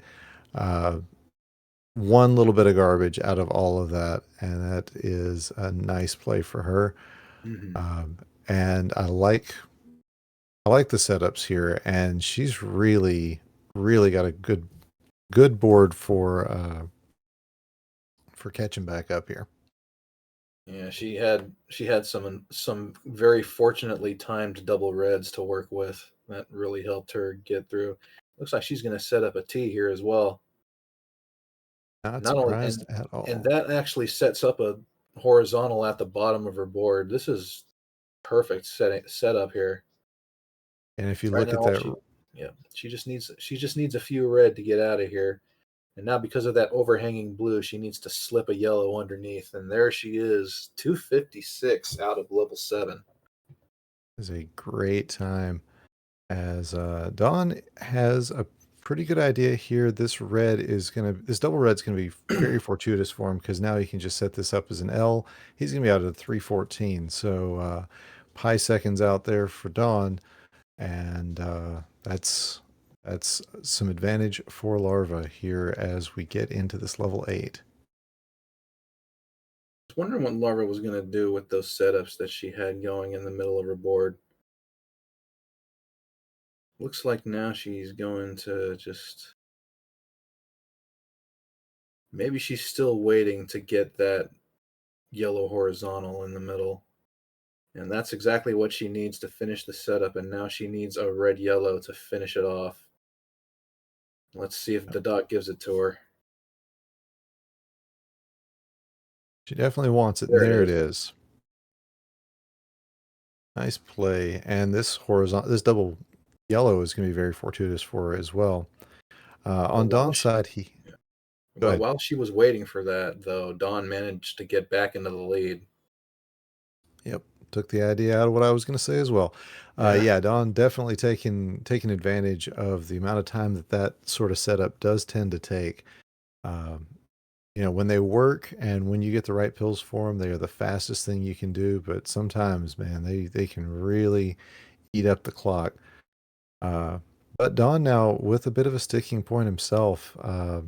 He'd love to desandwich these double reds, isn't going to get the opportunity, and now he's got to figure out these reds horizontally here. Gets a very fortuitous double red. Yeah, thankfully he was set up such that he didn't necessarily need a double red to complete the setup because he had enough room. But all those wacky setups, and all of a sudden the gap has closed once more. Dawn is the first out of level 8 at about a 504, but Larva is not going to be far behind. Yes, indeed, a 512, so that's about an 8-second gap. Well within the range of what can be taken care of here in level number 9. Larva playing for her tournament life, and Dawn playing to knock her out and punch his ticket into the next round. Nice 0 drop clears right there for Larva to start off her level 9. That's what you need right now, just quick, easy clears. She's managed to get back into the lead. And, Dawn so far has managed to keep his top line pretty diverse. He ran the risk of that not being the case and has managed to hold on to some diversity. Larva, though, is going to be a little short of blue. And, yeah, she's definitely going to have to start attacking that barge on her right-hand side. It's good to see her start doing that. That is going to make a big difference here pretty soon.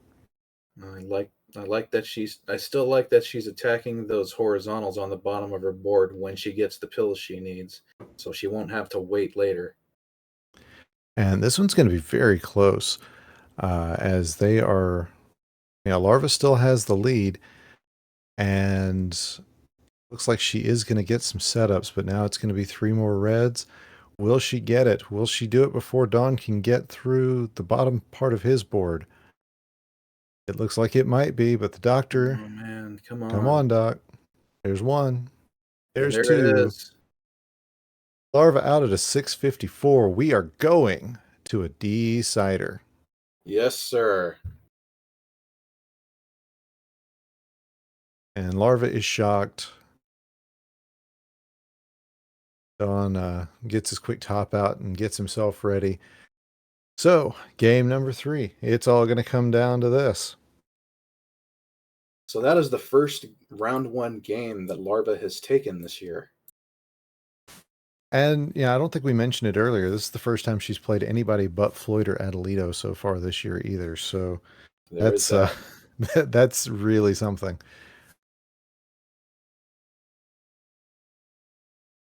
Compared to our...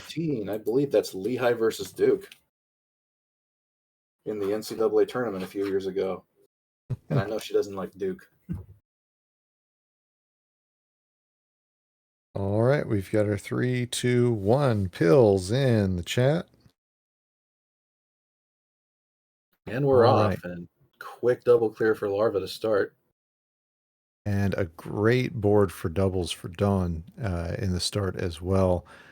He's already got everything kind of working out for this double. And that, oh man, that he couldn't have asked for a better pill setup than that. Really making some good plays as it does eat up most of his blue access, but he's finding ways to get down to that and would really love some red yellows for him. Larva's being pretty proactive in attacking the right side of her board, which is a good thing. There was a lot clustered over there. And I was wondering if she was thinking horizontal there on the on that right hand side. She was, and any red at this point she can just hang over and we'll clear out for her. So we'll see if she decides to do that. Good plays here. That double is what she wants. As Dawn out of at a was that a 107, 108? My goodness. An absurd time from Dawn to start this match. Oh, but look at this pill from Larva. That is going to be exactly what she excellent. wants. And Dawn with a huge combo. I didn't see what triggered it, but man, oh man, these two know what's at stake, and they are not letting up one bit. And that's great for this game. Man, another cross from Dawn. This is taking everything up a notch. I think Larva was realizing that was a misdrop there, but it might create a little bit of opportunity for her in that she has some horizontals that she can play with.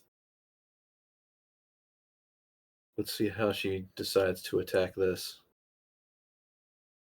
Yeah, I mean, she does have access now to all sorts of plays that she wouldn't have had access to based on the color diversity that she had. So she's finding places for every pill type. But Dawn has just kept his foot on the gas. He is almost out of this. I think he might be thinking T. He's setting up for a T. There. Oh, that double is perfect. He's out at a 230. Ooh, so man, that is really good. Yeah, Dawn not letting up one bit as he wants to go on to this next round, and Larva unlocks her stack with that great T clear. Brilliant. Larva needs a lot of red to get out of this level, but everything is looking pretty neat and clean right now. Everything's just kind of off to the sides, which has a potential for drop time. Meanwhile, over here with Dawn, he's got some good plans going on. I didn't even see that horizontal till he set it off. He's got some double opportunities. He's got just it's an interesting board. There's a lot of floating going on that left-hand side, so we'll see what he does with it. Dawn's movement for pills is also really crisp and clean right now. Yeah, there are those who will say that's because of keyboard play. I don't want to admit it, though. I don't think you do either. Well, if it works, then it works. Yeah, definitely. All right, so Dawn almost at the bottom of his bottle, going to get a nice lightning bolt there, and some pills he really doesn't want to use. He's almost out of here to sub 4. Is out at a 403. We could be looking at a PB for Dawn here, and that is, of course, the strat. Get a PB, win your game. It seems to work for a lot of people. Nice 2 double blues right there to clear up the blue viruses and his garbage. Yeah, I thought for a second they were about to create some more garbage, but gets the flip done just in time. And yeah, Larva has caught herself into a bit of a trap here. There's a lot going on the bottom of this board, but she can find her way out of it. She's definitely a strong player and can manage to do that, but it's just going to take her a little bit of time, and time, unfortunately, not something that she's got in spades at the moment.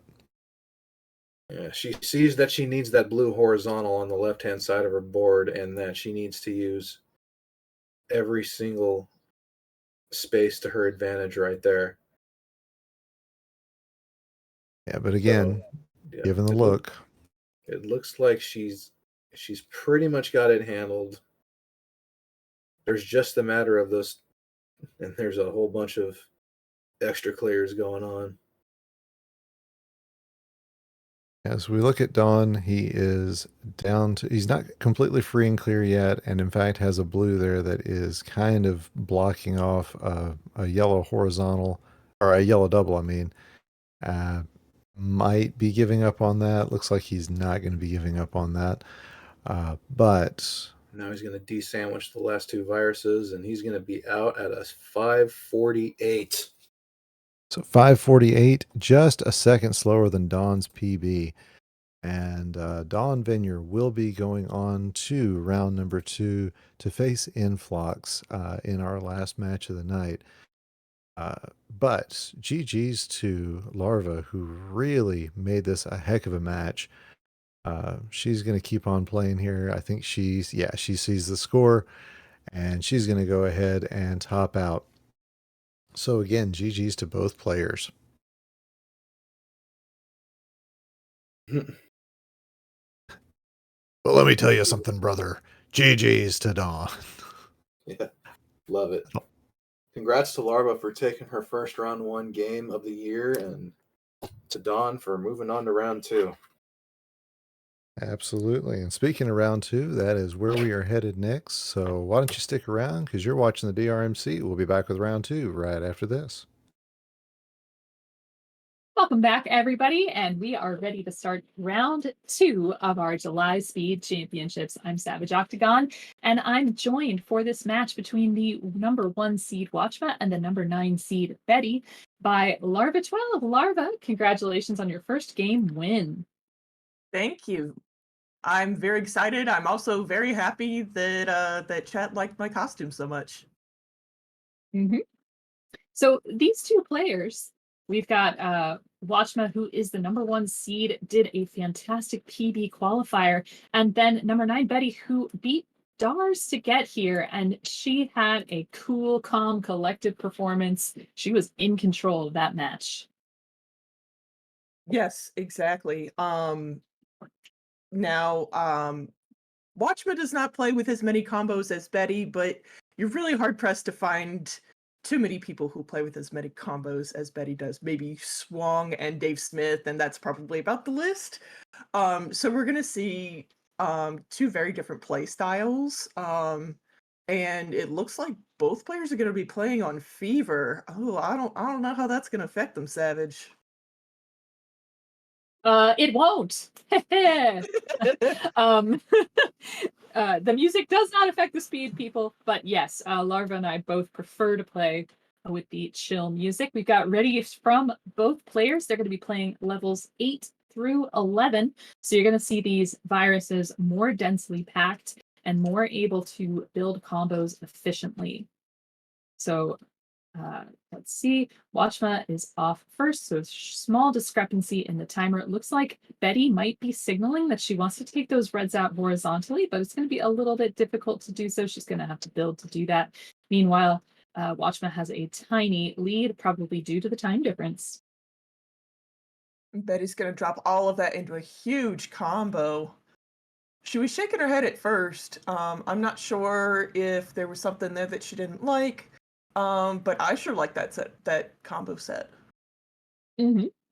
Meanwhile, Watchmuh dealing with 20 viruses left to go. He is dealing with a lot of blue, yellow on his top line. So, if he has red pill house, he's going to be using them to either tuck far underneath. You see those reds in rows 4 and 3 that he could be using, but he really just wants to use blue and clear whatever he has on that top line. Exactly. And you can see he does have some setups for various things. He's going to do an undertuck in column 1. He's going to set that off now, and then dropping into more combos. Whereas Betty doesn't need any more yellows at all. They are all off of her board. All Mhm. she needs right now are reds.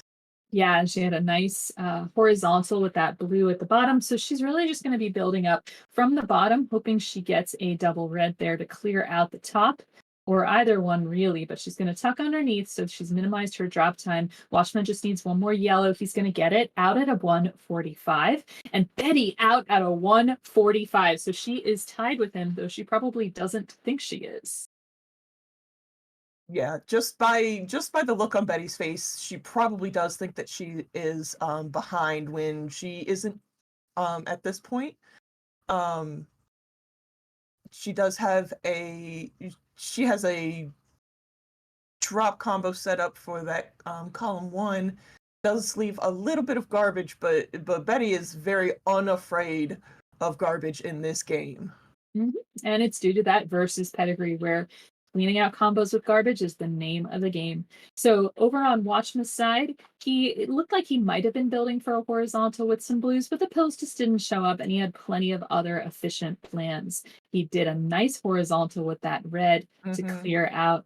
And yeah, I think he was waiting around for some interesting stuff with blues to advance his board. So we'll see what he does there. Yeah, he does take that that yellow horizontally. I do also think he wants to take those reds in row 2 horizontally. He does kind of have them set up, Definitely. and he's Yep. got a big old drop combo set up in column 6 when he can get some blues. It's a little hard. Oh, that double blue is going to help him. Without the double blue, he would have needed some other things, as the pill in the next column behind that was also blue. And yeah, speaking of blue, he's going to clear out these blues on the bottom horizontally. Betty with a great yellow horizontal to clear things out. Now, she's probably going to want to clear out that blue in column 7.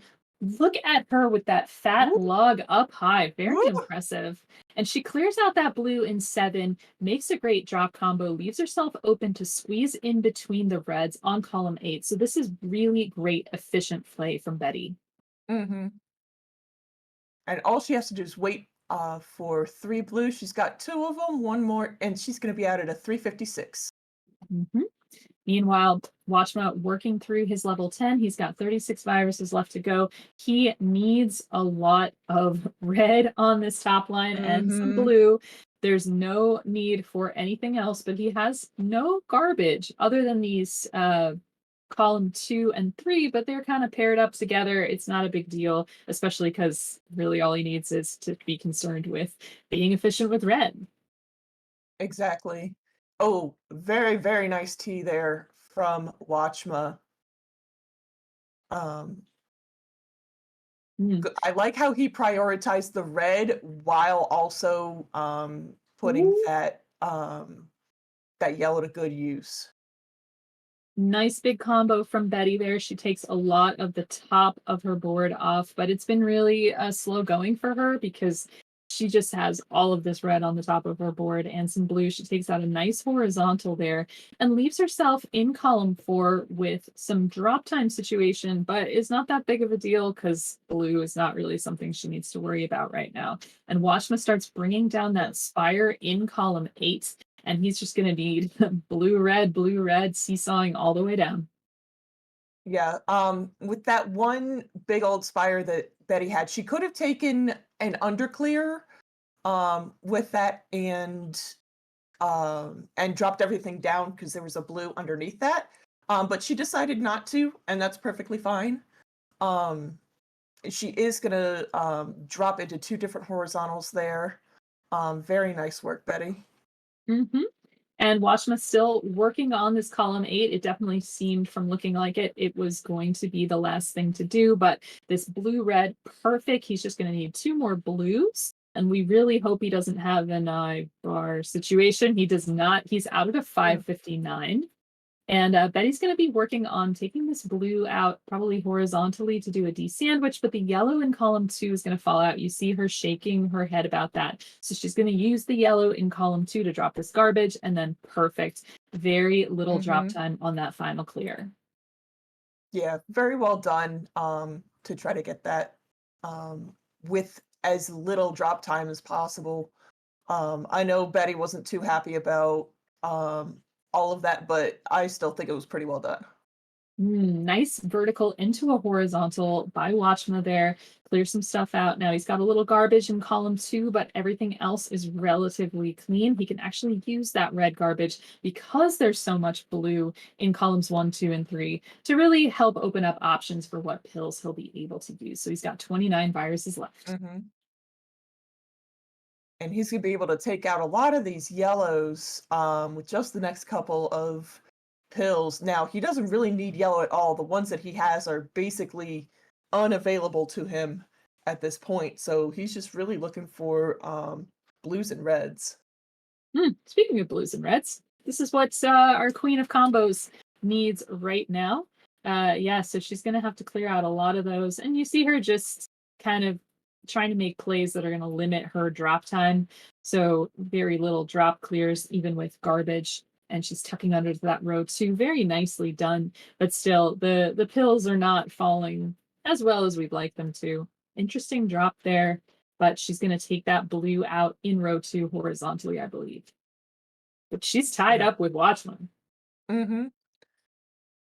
I like the vision that Betty has had with this board, trying to create good opportunities without a lot of drop time.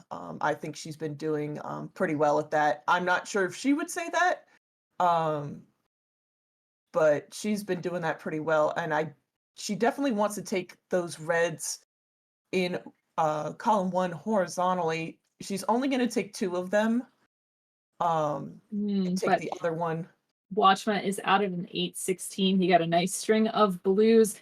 Betty out at an 8. Oh, so close. So close. Very nicely done.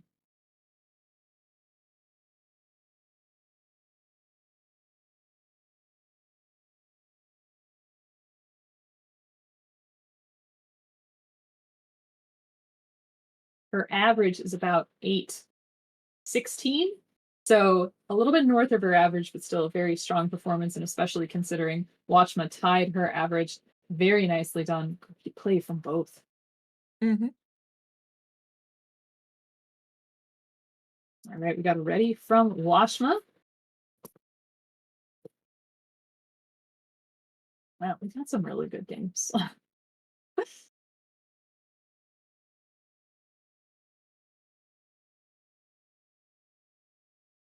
Yeah. This is only the second time they've met, which is surprising because they've both been around for a long time. Watchmuh won back in January. And Betty won our end of year silver bracket last year. And most improved player. And she's continued to rise.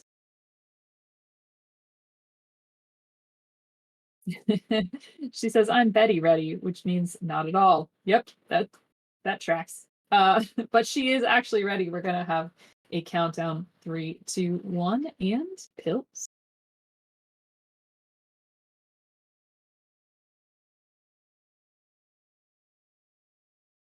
All right, again, Watchmuh out first. Nice horizontal there for him using that double red. But unfortunately now he's a little bit spired on his left and right hand side, and the 2 yellows in column 1 and 2 are going to be a little bit difficult to clear out. Yeah, you usually don't like to have the same color of pills next to each other in the same columns, because things like this happen. You're very limited in what you can use to advance your board. Betty working on a nice sweet tea, sideways tea there, and she's going to clear out quite a bit. She's got 21 viruses to Watchmuh's 9 at the moment. Not when I started talking, of course, but Watchmuh needs a bunch of yellow, and it looks like he's probably going to take those blues out horizontally in row 2, or maybe try to be patient and figure out something. Oh yeah, he's got an upside down 2. Let's go. And leaves it open for the yellow horizontal in row 2. Very nicely planned. How did a 113? Are you serious? Wow. Are you kidding me? What? Okay, anyway. Betty with a really well-timed double red blitz here. If she had one more, she would have been able to take that red out horizontally, which is definitely going to be her plan. Check this out. Look at all that blue coming off the board, and the bottom blue is unencumbered. She's able to do this horizontally. Nice. Added a 142. Watchmuh needs a lot of reds on his top line. He's doing a pretty good job of getting everything out. Oh, nice horizontal into a horizontal. Yeah, nicely done. I mean, Watchmuh is just tearing this completely up. Betty is having a little bit of a slow start to her level 9, and it's really basically just due to the fact that she's working really hard to get these blues up top horizontally, keeps hoping for that blue-red, not getting it, and then she's still in the position where she needs it to clear out that garbage. Mm-hmm. So, and we know the doctor does not. The only time the doctor likes blue is when you don't need blue. Mm-hmm. So, so she has had Wow. to deal with a lot of that. Watchmuh's setup is just driving me completely crazy. If he gets a blue yellow, all Oh, right, there he goes. Okay, he is out at a 255. If you're Betty, I could you're hear the looking. question. I could hear the I, question in your there, voice. yeah, and it has an F bomb in it. If you're Betty, you're looking over at this and you're gonna laugh at the end of this game because you're just gonna say, I don't even know what's going on. But she's making really good plans for the bottom of this board. Notice she's gonna take all this drop time, but it's not gonna cause that big of a deal. And she's gonna leave herself open to make some good plans for clearing out those blues at the bottom of the board. Exactly. She does need to clear away the blues in column 2 first. But now she has, so she can really easily take that out. And then I think she is gonna try to take the blues in column 2 out so that she can take the red out vertically. She might have changed her mind with Oh yeah, how the board went. she's changed her mind a bunch of times in the time that we were talking about that. Watchmuh had a couple of misdrops, or not quite misdrops, there's just some garbage hanging down. And notice his column 6 is a little bit messy. So he's really having to tuck a lot of stuff underneath as he's waiting. Betty out at about a 420. And yeah, so Watchmuh's with 14 viruses left to go, almost 30 viruses ahead of Betty at this point, but that's not due to lack of good play on Betty's part. It's just, this is pretty rad. Yeah. And yeah, Betty's gonna watch it back and at first she'll be like, oh well, I could have done this. Sometimes, like we've said, there's not much that you could do against, PB strats or just great play. Mm-hmm. You just Now, have to you just, you smile and say, I'll get him next time. Watchmuh's all-time best is a 657, and sub 7 is sort of the gold standard for this level block. So he's going to be out at a 519. If he continues to have levels that are like the ones he's been having before, PB is in striking distance. Now, Betty is clearing out this board. I'm not sure. Oh, she's got this double red. I was going to say, didn't know what she was going to do, whether she was going to take those reds out horizontally. But she's making a plan so that she's going to drop some reds horizontally in row 3 to clear out this blue in column 2. Yeah, and Watchmuh has had some good ideas for horizontals that haven't quite panned out. But he's still been pretty quick and efficient about getting everything out that he needs. I do think he is really telegraphing that he wants to take those reds out horizontally. Not sure. It'll probably be okay on that right side. And meanwhile, Betty, looking for her last two viruses, she's going to clear out the red the red vertically. She just needed a couple more blues. Luckily, they were provided. She's out at a 630. Watchmuh finally getting reds horizontally and taking out just a huge chunk of the board. Mm-hmm. He does have a little bit of, it's a somewhat of a stoplight in column 7, but the reds and the blues in there are paired up. They are doubled, so that can help him take that out pretty easily. Mm.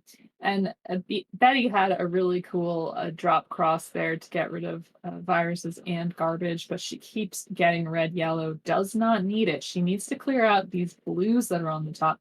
And they're in tantalizing formations, but I just don't know if it's all going to show up well. She did not take that blue horizontal at the top, which might have dropped down the garbage strategically, but doesn't matter. Watchmuh out at a 721. Very nice time.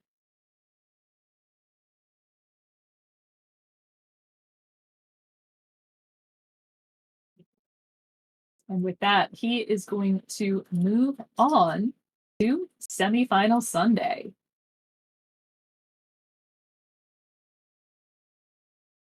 So Chi-Chi's in the chat to Betty and, of course, Watchmuh. Give both of these players a follow. They're outstanding. And we will see you in a few minutes for our next match. That is Packy versus Swang. You're watching the DrMC. Welcome back, everyone, to the DrMC and round 2 of our July Speed Tournament. You're going to be looking at the number 4 seed Packy 619 versus the number 5 seed Swang. And to help me call this action is OoktheLibrarian. Ook, we are seeing Swang qualifying for the year-end tournament with this performance, aren't we? Yeah, absolutely. Prior to this month's tournament, Swang didn't officially count in our year-end tournament standings. But this one has given him his 3rd tournament. You do have to play in 3 tournaments in order to qualify for the year end. And so Swang has managed to get there. And he's getting there in the sort of fashion that we expect. Yeah, we he's are made the finals in all of his appearances so far this year.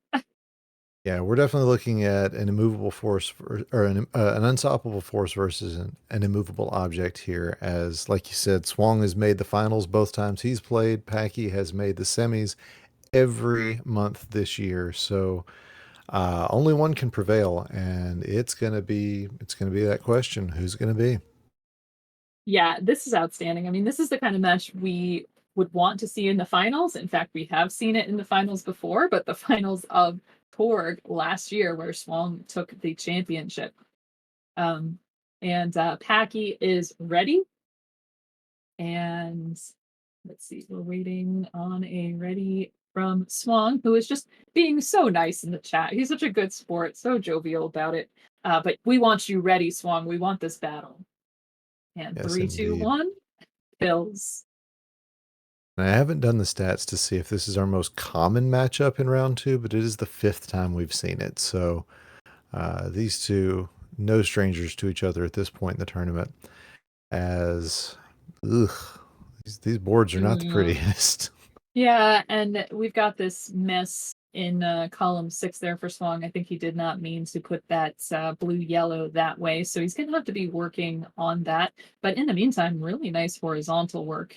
He's going to drop down that blue in column 6 and maybe work on an underclear, but he's going to be real tempted to do a lot of horizontal stuff that might take a little while.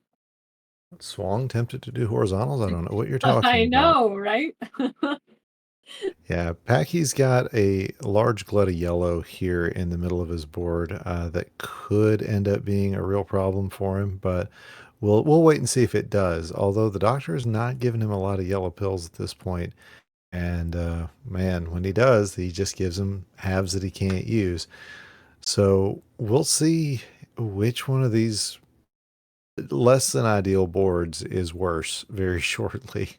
I mean, if you take a look at Swang over here, he's got 16 viruses left, but it doesn't really tell the story. He is holding out so hard for this blue-yellow up at the top of the board. He finally gets it, and it cascades down to do a lot of good work, but is it enough?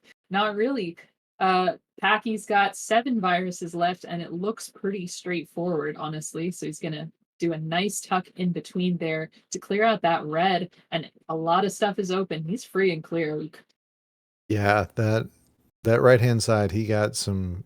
I mean, he had really good plans in mind, but that definitely he got some fortunate pills to make sure that everything worked out because that could have gone so much worse than what it did.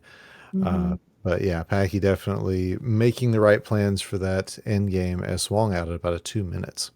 Mm-hmm. Yeah, and that's definitely slower than he'd like to see. But, again, he was really working on those elaborate plans. And he's getting to start on his level 9 and being pretty straightforward, but he really has very little use for blue. He really wants to get a lot of yellow, especially for that column 8. And while you were talking, Packy was getting his setups going and had a really great, just large combo that knocked out a whole lot of things that he wanted to take care of. And yeah, everything is really working out for his board. There's that red yellow he's been waiting on. He's really taken things up to another level, which when you're Packy is really saying something. Yeah, exactly. I mean, this board is so clean. It's really impressive, and it's only got the opportunity to get cleaner. So he's going to be looking to clear out that column 2, and now that blue is open. So he prioritized that well. Just needs one more yellow. He's out at a 311. That's solid time. The only player I think we've seen. Oh, look at that! That tee was beautiful for Packy. I was gonna say the only player I think we've seen that's had a better time in this round would be Watchmuh. Mm-hmm. And meanwhile, Swang working on the bottom of this board. It's fine. It's just he hasn't really been getting the stuff that he needs to clear out blue, but finally he gets it. And that yellow in row 2 column 2 is stopping him from doing what he loves most, which is a horizontal with those reds. Yeah, it's gonna get there, but he needs yellows on both sides of his board. And actually, yeah, that I don't know if it was a full misprioritization or not, but it didn't come off as easily as it could have. But man, a lot of double opportunities there. Yeah, he missed the top horizontal opportunity, did Swang, but it really doesn't matter now, and especially like clearing out too much blue early on would leave him open later. Now, speaking of blue, Packy clears out some blue garbage. Now, he did prioritize that blue-red on columns 2 and 3, which not necessarily the most efficient move, but Packy just plays so quickly in terms of his mechanics that doesn't matter. He's going to see a lot more pills. Yep, just keep pressing down. Mm-hmm. And yeah, he's definitely keeping a solid lead over Swang, who is playing well. He's close to the bottom of this level 10, but Packy already is just 1 red away and is going to be out at a 502. I mean, that's a great time to be out of level 8 in the first round. So yeah, Packy definitely turning everything up a notch as Swang. Oh, that was a beautiful combo there.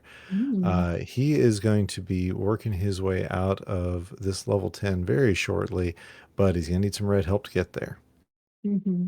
And he's going to be squeezing some red in between on column 3. So you see him doing that. And then that leaves him open for very little drop time in column 8 and 7. And now just a couple more reds. He's going to be out at a 540. But can he make a dent in this? He's 14 viruses back, which is possible. If we had an iBar situation, the kind of RNG that took him out, we never know. But Packy is on fire. Feel for Ibar now, having that etched in with his name for at least the rest of this tournament. That that was a rough one to call. But yeah, it would definitely take something like that. And with all the blue that Packy's got, I mean, that's not completely off the board. He is finding uses for everything he's getting, but that is very soon to come to an end unless he starts getting a lot more blue. And I'm not sure he necessarily wanted to turn that blue the way that he did just now. So he's got some garbage in column 2 that's blue, and you hate to see that when there's so many blue viruses left on the board. So he's going to have to come up with some really fancy stuff. And Swang is within 3 viruses of Packy at the moment with a great combo there. He's going to need a lot of yellow help to get out of this, but it looks like he's planning. He's planning. He wants an L, yeah. Is he going to get that setup? I think he's going to make it Yeah. whether he wants to or not. That was very nicely done. Yeah, and that level of creative play, this is what we do. This is what this tournament is all about, is players finding ways of doing things even when the pills aren't exactly ideal for it. But yeah, Swang has brought it back to within 5. Packy needs some blues to start with, and then some more blues, and a couple extra blues, and yeah, then some red. Yeah. Now, Swang has locked up that column 1 a little bit. You know, he wants to have that blue open. And in the meantime, Packy gets out at a 740. So, whew, that was a little too close for comfort, probably, for Packy. Swang at a 749, taking a big bite out of Packy's lead. Yeah, that 2 sub-8s. That's like getting 2 sub-7s in 6 through 9. That's good play. It's what we want to see. But these two, you know, they want more. They want these low 7s, high 6s. That's what they're dreaming of right here. And if any 2 players are capable of it, you're looking at them. Definitely.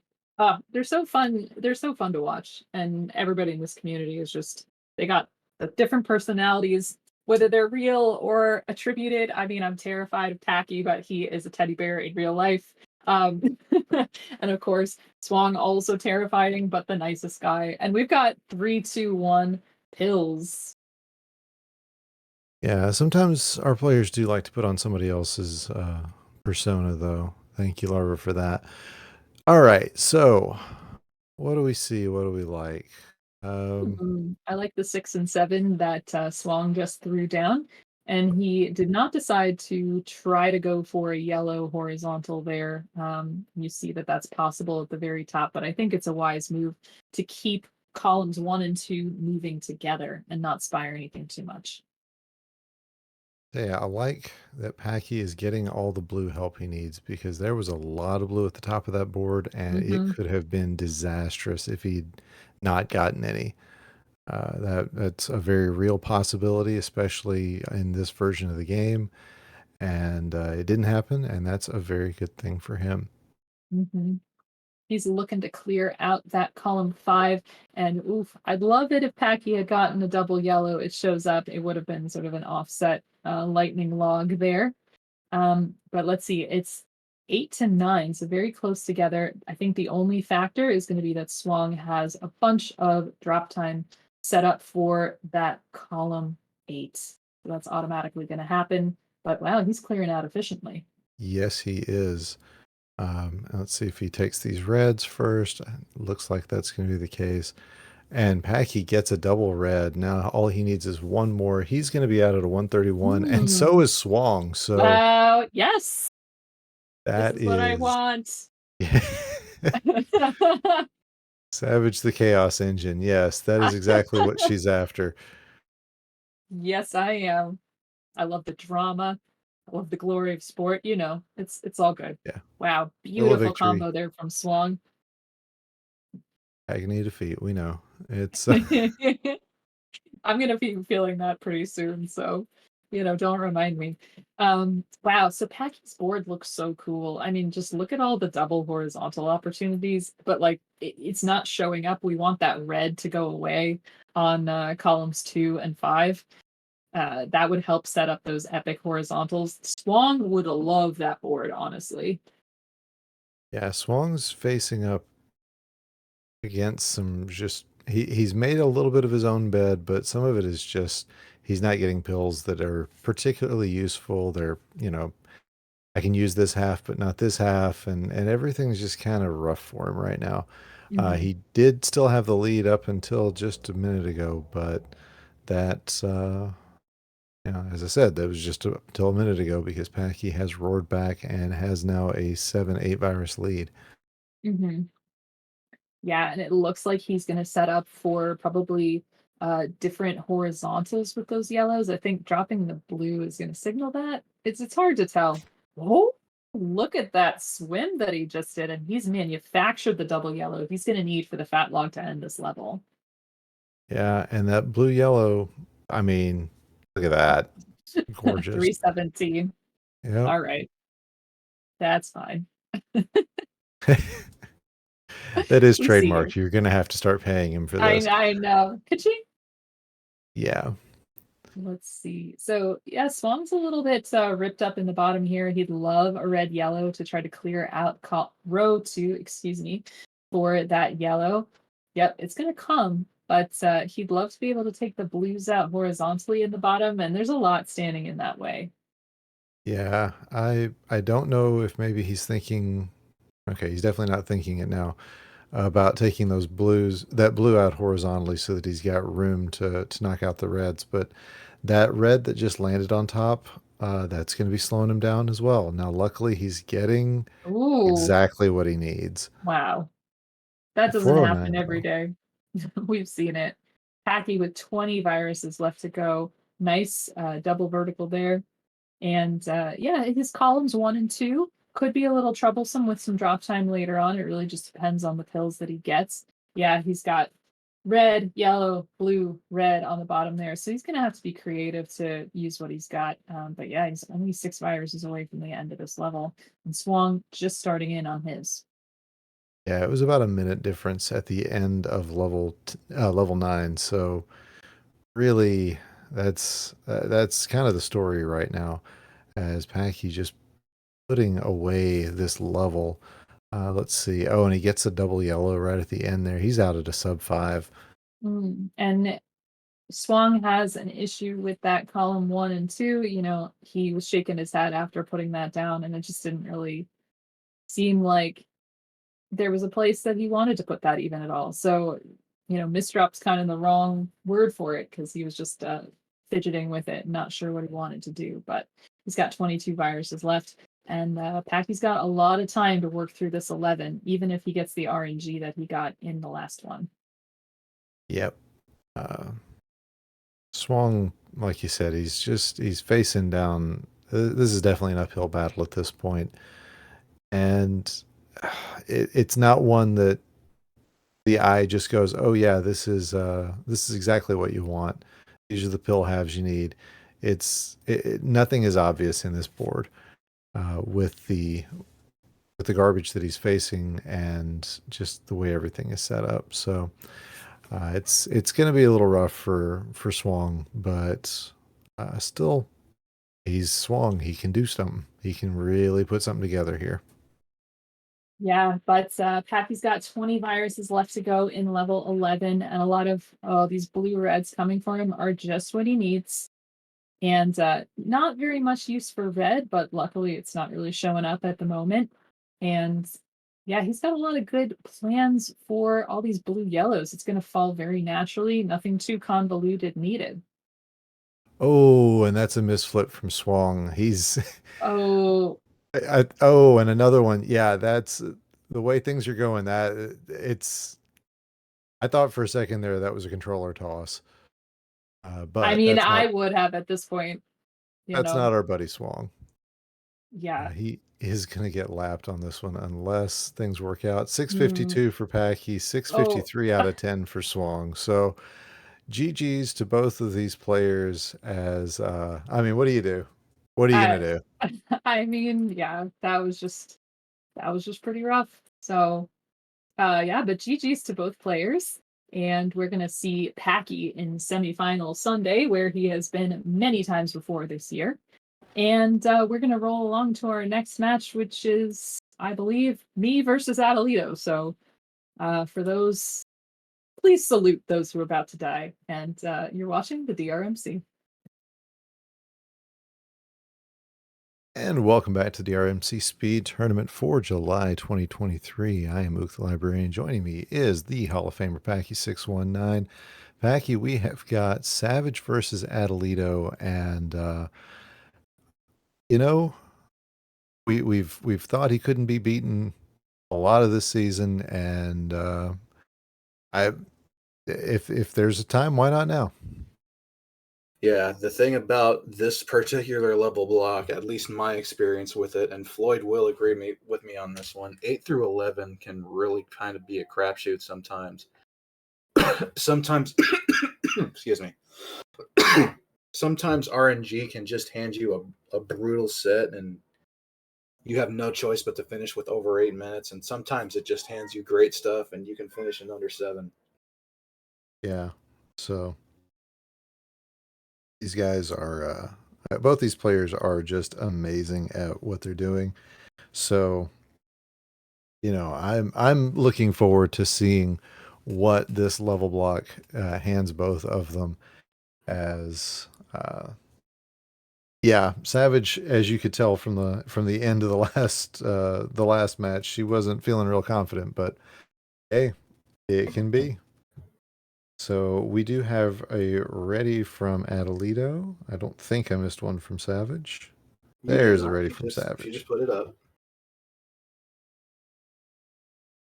Sometimes you just gotta rear back and just give it all you got. Exactly. Try not to be intimidated. Your true opponent is right in front of you in the form of that virus board. Yes, indeed. And that virus board doesn't look half bad for either player.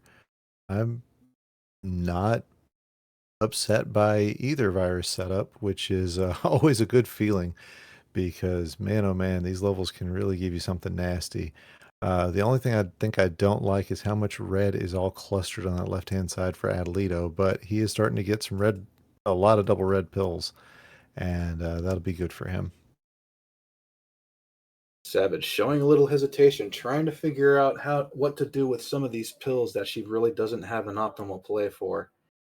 Maybe in her near future, she's going to try to horizontal this piece of yellow garbage. I feel like that's got to be the plan. Or just do that. That works too. Yes, indeed. All right, so about a 6 virus lead for Atalito, plus about 2 seconds. Atalito is absolutely torching this level. Holy smokes. 106 out of 8. Yikes. You pulling up the speedrun boards right now? Because yes, I am. I figured that's what I was hearing. Yeah, that is a solid time.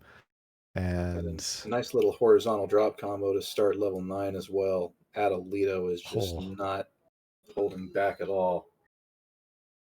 But I tell you, Savage got everything she wanted more out at a 134, and that is more than just respectable. That is a great time out of that level. And man, she is getting some RNG to start this level 9 off. Everything coming up Savage right now. She has yet to drop a pill, I think, that hasn't made a clear. And there you go. That's the first one. That's been insane. She's just getting everything she wants.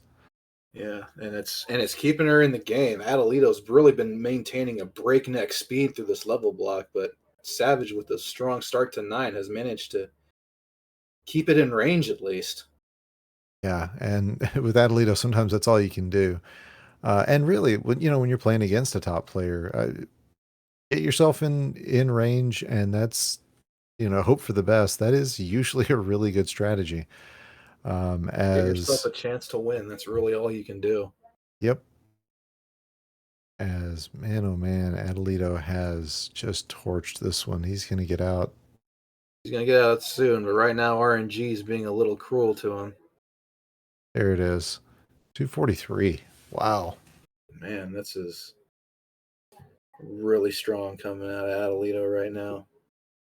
Let's see how he decide. Looks like he's going to go for this drop lightning log into another clear. Woo! Of course he is.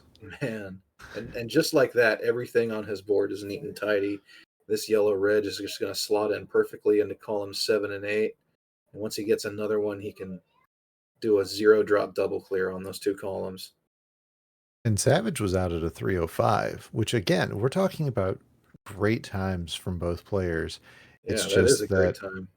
Atalito has found that extra gear and is really putting it to Savage right now.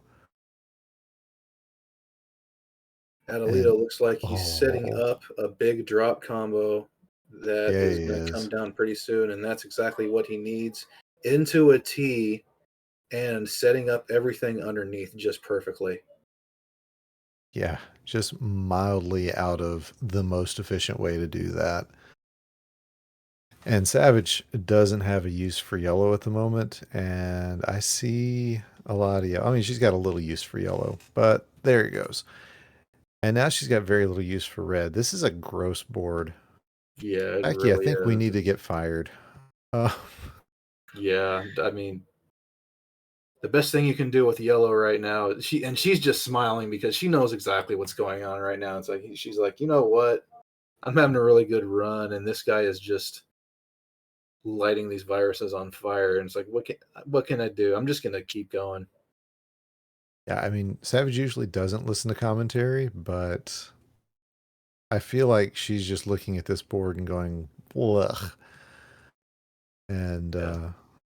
yeah, she knows what it takes to beat Atalito. It takes getting great RNG and doing everything absolutely perfectly. And unfortunately, the part of that she has no control over is just not falling her way right now. I think she expects things to be where they are, but I doubt she knows they are where they are. Atalito, Wow. meanwhile, seems to be having kind of a rough 11, though. He had a lot of garbage on the top of his board to start off with. Looks like he's managed to sort everything out. Again, Savage out at a 519. That's good That's really times. not bad at all. Yeah, she is lighting these boards up. It's just, what do you do? You I'm gonna have just to look up Adelito's PB here because I think we're getting close to it.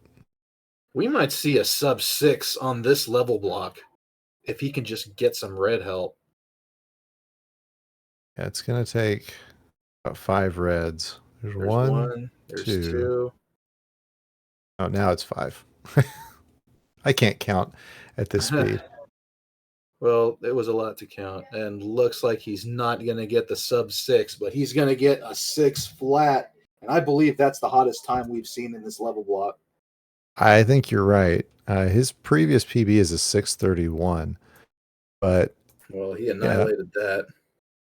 yeah, let's take a look real quick. And yeah, 608 was the previous top time. Oh, man, that Okay. is absolute annihilation. Okay then. Whew. Yeah. Yeah. Yeah.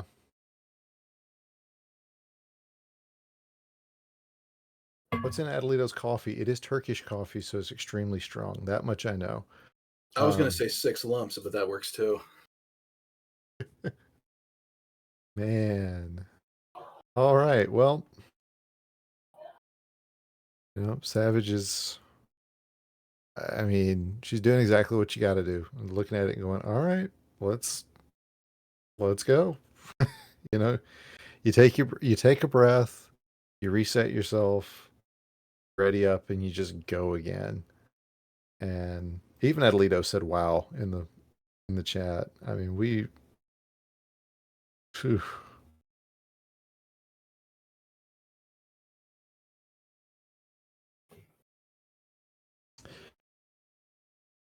I guess we just wait for the readies and go for it. Yep. Savage is ready to go.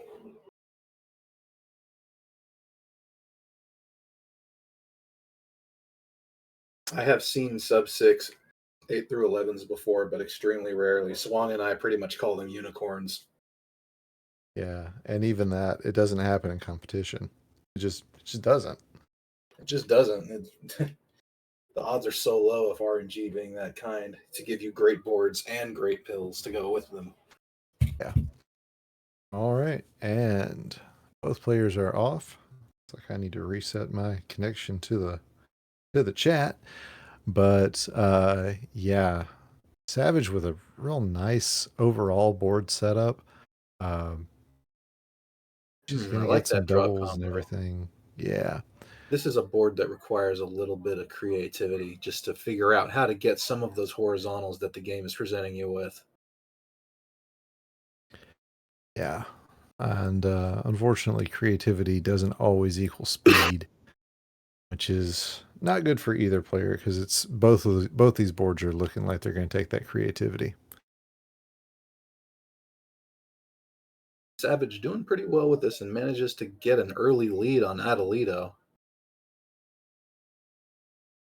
Yeah, Atleta looking at a board full of blues, which, not as fun as the Kraft macaroni and cheese commercials made us think. Yeah, but he had some nice foresight there in setting up that horizontal on the blues.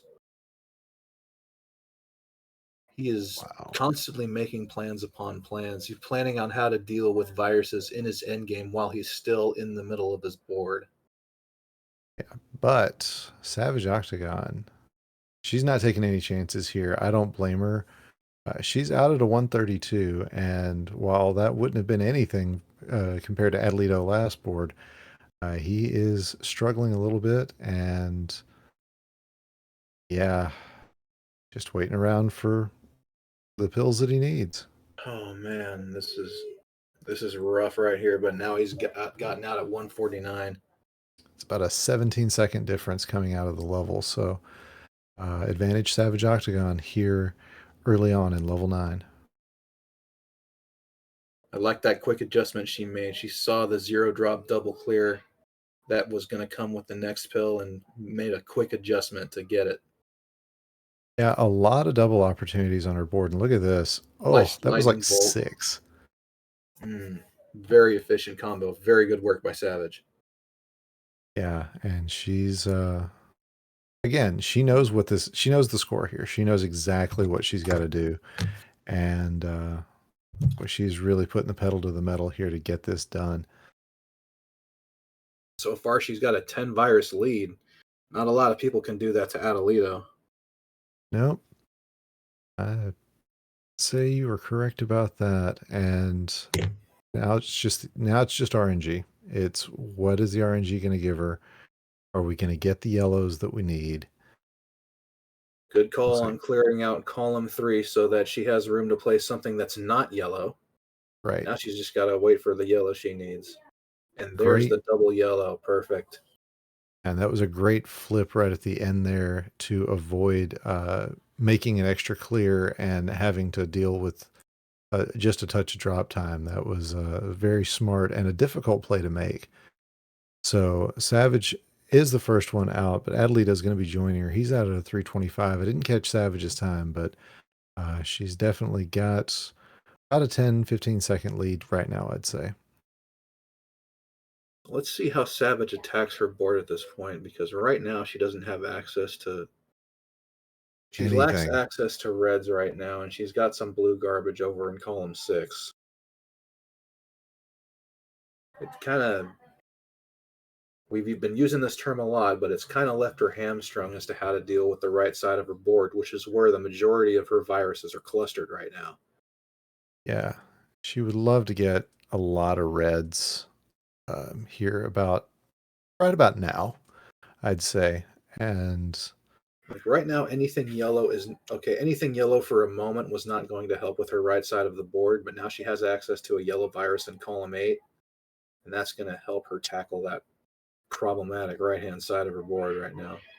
Look what Adelito has managed to do just in the last minute or so. He is already... Yeah.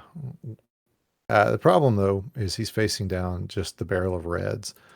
There's, 3 blues, now 2, and everything else is red. Now, he is getting some red pills, but the question is it going to be enough to get him out of the level at a decent time?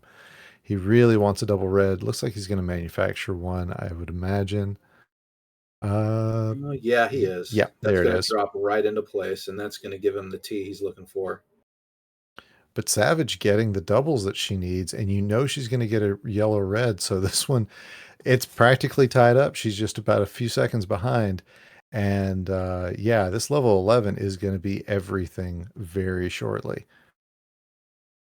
Yeah, some.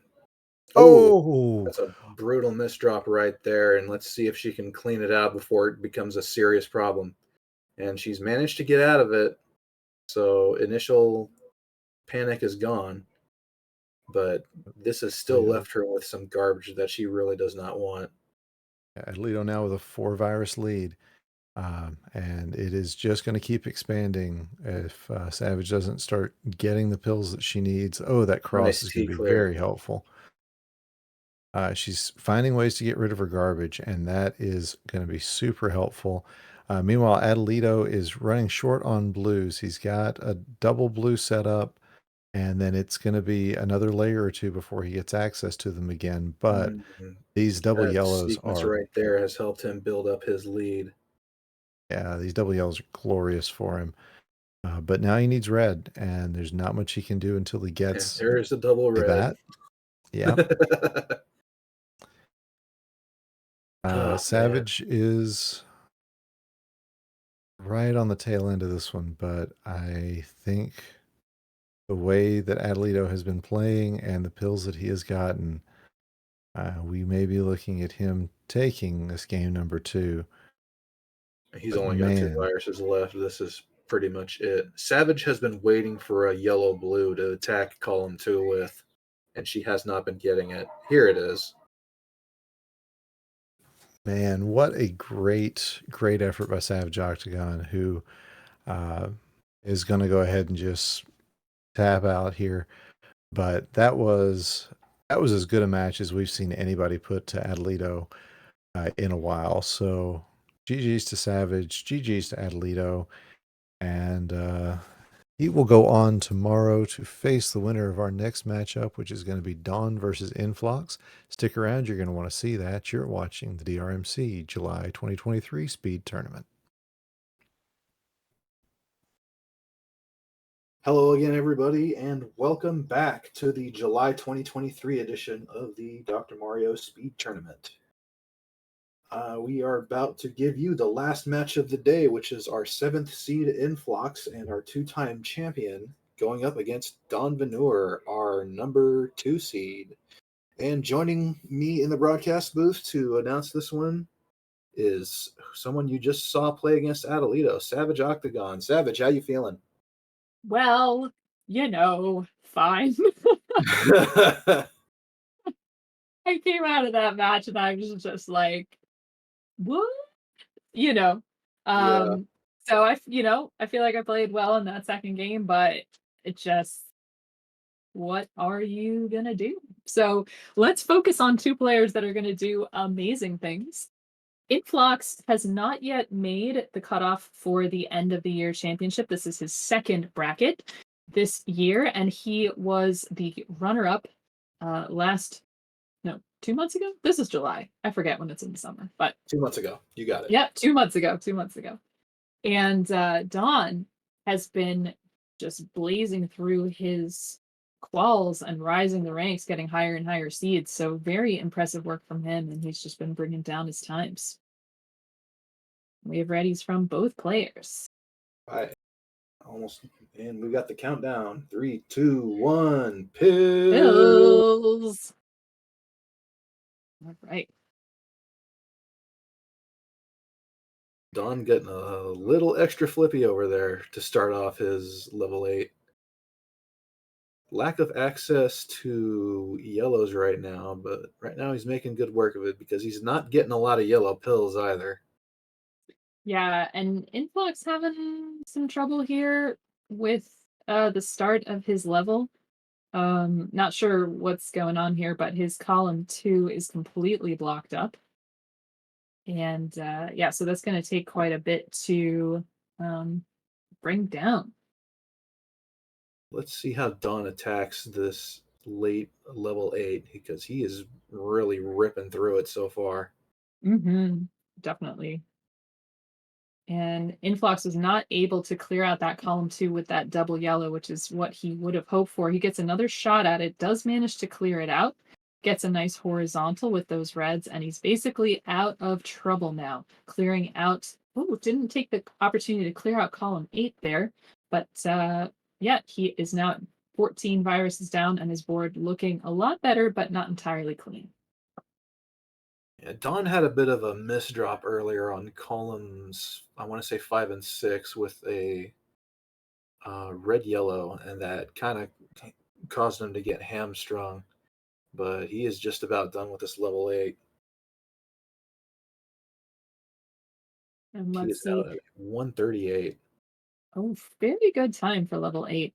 And Inphlox just has 1 virus left to go. He needs a couple of blues, 1 more, and he's going to get it. He's going to be out at a 148. So not much difference between our players right now. Looks like Don is waiting for a red-yellow to get that horizontal clear that he wants, and there it is. Interesting. Don goes for that horizontal red. Makes a lot of sense. Makes his top line incredibly even. Now he's got the blues in column 7 and 8, which are going to be a little bit difficult to take out without some drop time unless he gets a bunch of blue-yellow, but we shall see. And in the meantime, Inphlox's board, a lot of blue-yellow up top himself. Yikes. It looks pretty messy. I'm not quite sure if he meant to put that there, but oh, nice cross clear. Yeah, I was wondering if that was going to be the move. My Don eyes were admittedly elsewhere when that happened. Don with 13 viruses left clears out that column 1. Makes a lot of sense to bring that down. Got lots of blue, but lots of opportunities for where to put it in case it shows up to be efficient. There's not just one good path for here. And so he is working on clearing that out. I want to see how Don decides to attack this. Looks like he's just going to take 1 horizontal. He's not going to be elaborate and go for the fat log. Yeah, I think that's good. He's cleared out that blue, just needs some reds.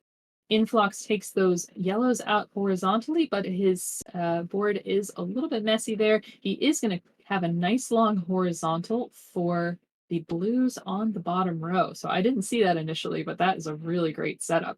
Nicely done. He's out at a 333. Yeah, endgame can mean all the difference, and Inphlox has had a pair of really good endgames so far. Don with 38 viruses and just starting to work on this level 10. You were going to say something, Packy? Yeah, it looks like he's been setting up horizontals and getting that cross clear. It looks like Inphlox is just trying to attack these horizontals as best he can. There's And he that other definitely gets horizontal that he's one. waiting for.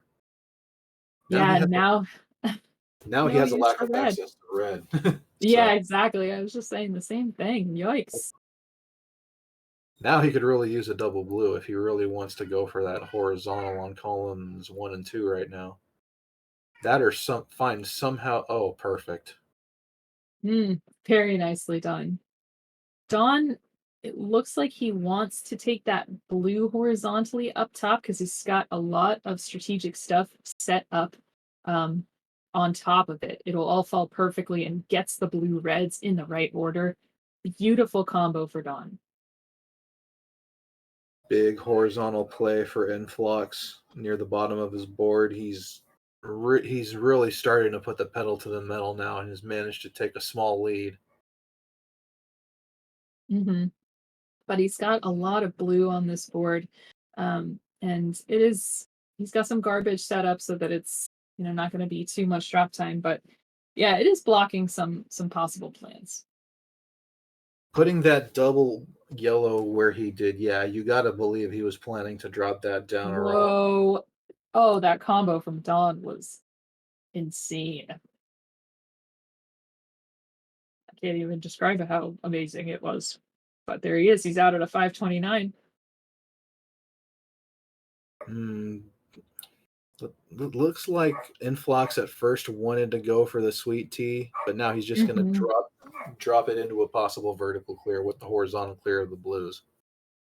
Yeah, and he's out at about a 540. Dawn starting off this level 11 with some good horizontal work. Getting some good triple there. Inphlox with a nice little drop combo to keep things moving along.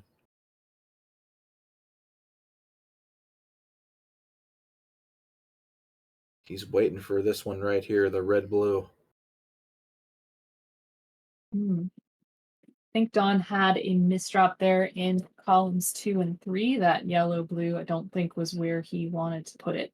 But it's not going to hinder him as soon as he's able to drop that yellow in column 2. Yeah, it looks like he's just going to go ahead and take out the yellow fragments up top and then work his way down. Dawn still with a bit of a lead. Inphlox taking this horizontal with a double vertical, all yellows. Very nicely done. Well planned.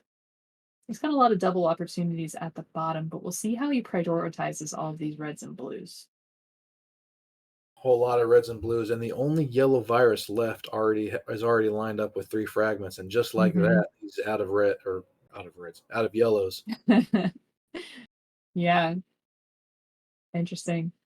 He's going to have to clear off that red in order to get the plan going, but he's got an possibility.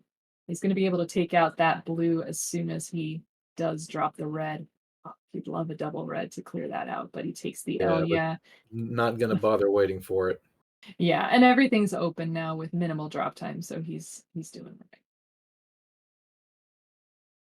So where he's just a couple of reds away, and the double red gets him out at about a 733. Nicely done. And Dawn is just going to need some more blues here. This double red is going to open up that blue in column 1 completely. And let's see. Shaking his head, he knows he's out of the 753.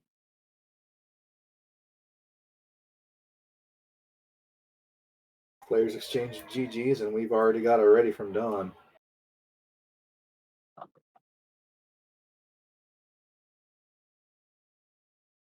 And now we've got it ready from Inphlox, so we are set to go for game 2. Yeah, we've got our countdown, 3, 2, 1, and pills.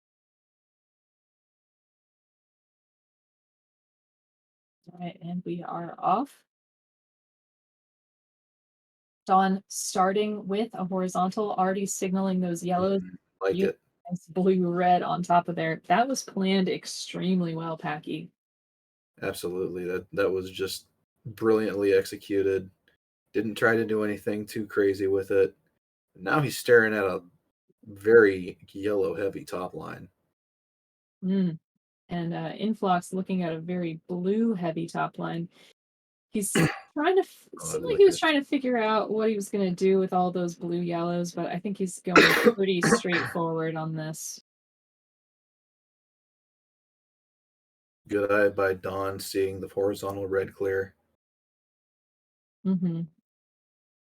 Yeah, his column 7 and 8 a little bit messy. Yeah, you can tell he definitely wants to attack that side of his board right now. Yeah, you can't ever leave this garbage for too long hanging out.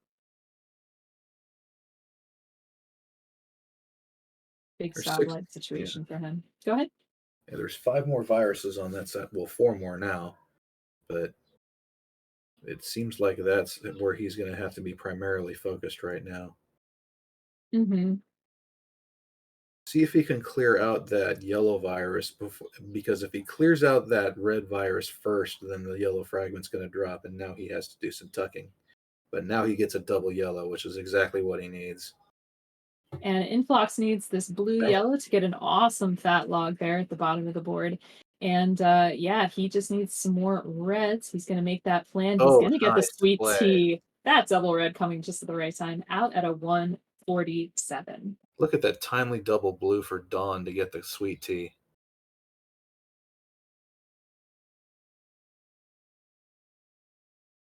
Dawn's really set up a lot of quick clears with hardly any drop time. He's really going to town on this level 9.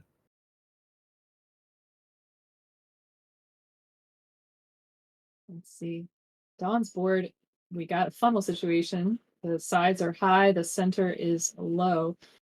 Those double blues just calling out for some horizontal work up top, but it's so high. There's just going to be a lot of drop time and platforms built up, so he's going to be working at other places, but he's still 15 viruses ahead of Inphlox.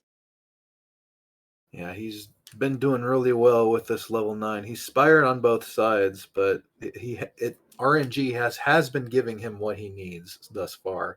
He's for having 2 spires like that, he still has pretty good color diversity Mm-hmm. as far as the viruses he has access to. Nice horizontal blue there from Inphlox at the bottom of the board. You can tell he's really paying attention to a lot of the different areas so that he can diversify his strategies. Nothing's really competing at the moment. Everything's in harmony. Dawn is just looking for some reds, and he's really not getting any while he's clearing out the blues. So that's just RNG doing its thing. Mm-hmm. Inphlox has an excellent setup to the end of this 9. Dawn out at 327 and Inphlox out at 330. So this is going to be very tight. I just realized we still have 2 levels left. Okay, I was stopping breathing. I'm good. All right, so some really nice setups early on by Dawn here. These 0-drop double clears are really helping him out. Some unfortunate drop time there, but for the most part, he has played the beginning of this 10 quite flawlessly. Yeah, definitely. It's looking really good here. Inphlox needs a lot of blue, and it's on columns 7 and 8, which is really tough. There's that double there. So it looks like there's going to be drop time or platforms built up, and that means a little bit of inefficiency. Dawn takes a lot of drop time, but clears out in monster combos, so things are looking really good for him. He just needs a lot of red help, Packy. Yeah, pretty much all red on that top line right now. He can slip this in to start lining up the yellow virus underneath, but right now he needs access to more colors than that. A lot of his available viruses are red right now. Mm-hmm. He's clearing out what he can, but if the doc doesn't give him red, then he can't clear out the red. So Right, exactly. And Inphlox having the same situation with the blue. If he were to not get blue, yeah, he would be having some issues. But wow, it's showing up for him. So that's pretty good. He's down to 5 viruses, Dawn down to 5. Still needs a lot of red, as you said. I don't And think he wanted to do that. I don't think so either. But he's built up a platform underneath. And Yep. So that'll be okay. Less drop time than on the other side. Yep. And he's going to get exactly what he needs, and they're going to be out at about the same time.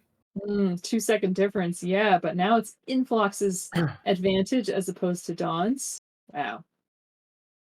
Lots of good horizontal opportunities here for Inphlox. We'll see how he takes them.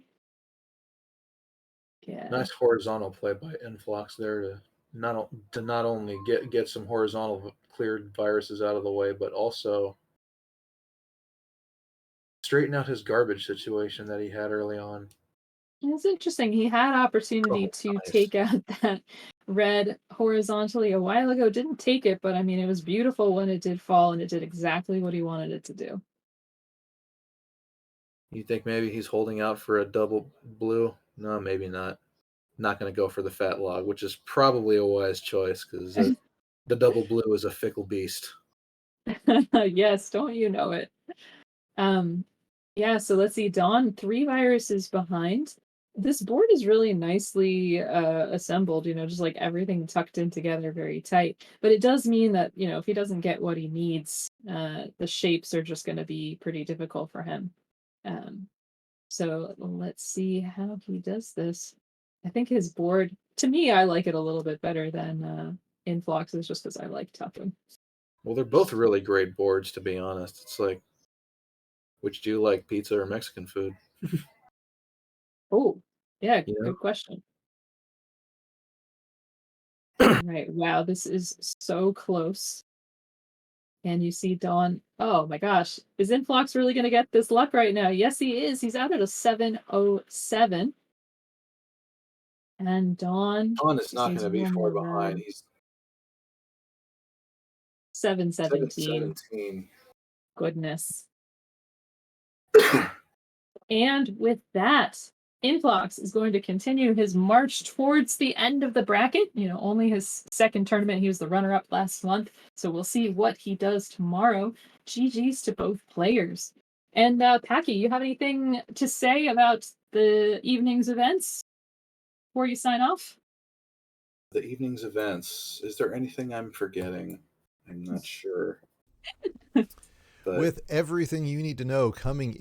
Well, anyway, we've had some amazing plays today. And if you want to see more, if you want to see Semifinal Sunday, we're going to be back at it at the same time.